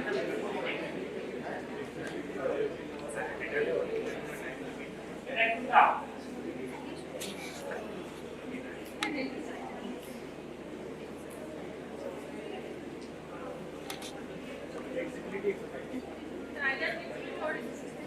What? Either flexibility or কেন flexibility, কেন flexibility হলে কি কারণ? Resistance. Flexibility will What? the body, bone or muscle and weight testify. R resistance হলে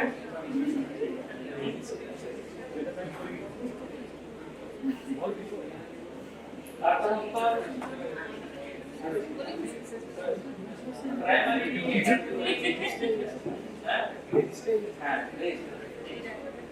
resistance এক্সারসাইজে কি হয়? Muscle আমি বলেছিলাম এইজিং হচ্ছে যেটা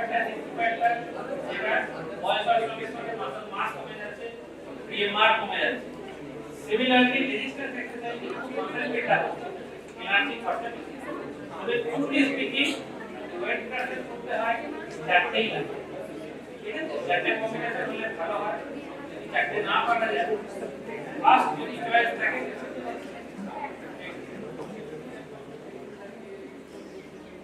বাকি ব্যালেন্স ফ্লেক্সিবিলিটি এরোবিক সবগুলোই কাজ আছে। আচ্ছা, এরপরে হতে কিছু কনসেপ্ট যদি থাকে বল BMI related, weight circumference related, এগুলো কিন্তু আসবে পরীক্ষায়। তাহলে ওয়েট সার্কামফারেন্সটা আমি আরেকবার বলে দিচ্ছি। গ্লোবালি 102 সেন্টিমিটার, তার নিচে হচ্ছে মেলের থাকা উচিত, আর ফিমেলদের জন্য কত আছে? 90 সেন্টিমিটার।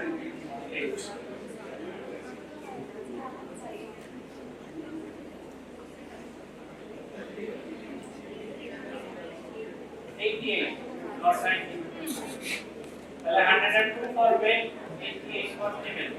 আর ওয়েস্ট হিপ রেশিও যেটা এটা হচ্ছে globally less than 1 for men আর less than 0.85 for women আর more than হলে এটা হচ্ছে রিস্ক ফ্যাক্টর।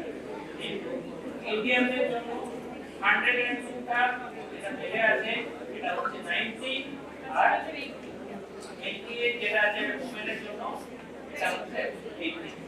88 টা হয়ে যাবে 80, 102 টা হয়ে যাবে 90। আর ওয়েস্ট হিপ রেশিও গ্লোবালি আর ইন্ডিয়াতে একই, less than 0.85 থাকতে হবে ওমেনের জন্য। মেলের জন্য থাকতে হবে 0.90 নিচে, আর এক্ষেত্রে হচ্ছে 1। তাহলে মেলের ক্ষেত্রে দুটো কম, ফিমেলের ক্ষেত্রে একটা কম, একটা সেম। এটা মনে রাখতে হবে।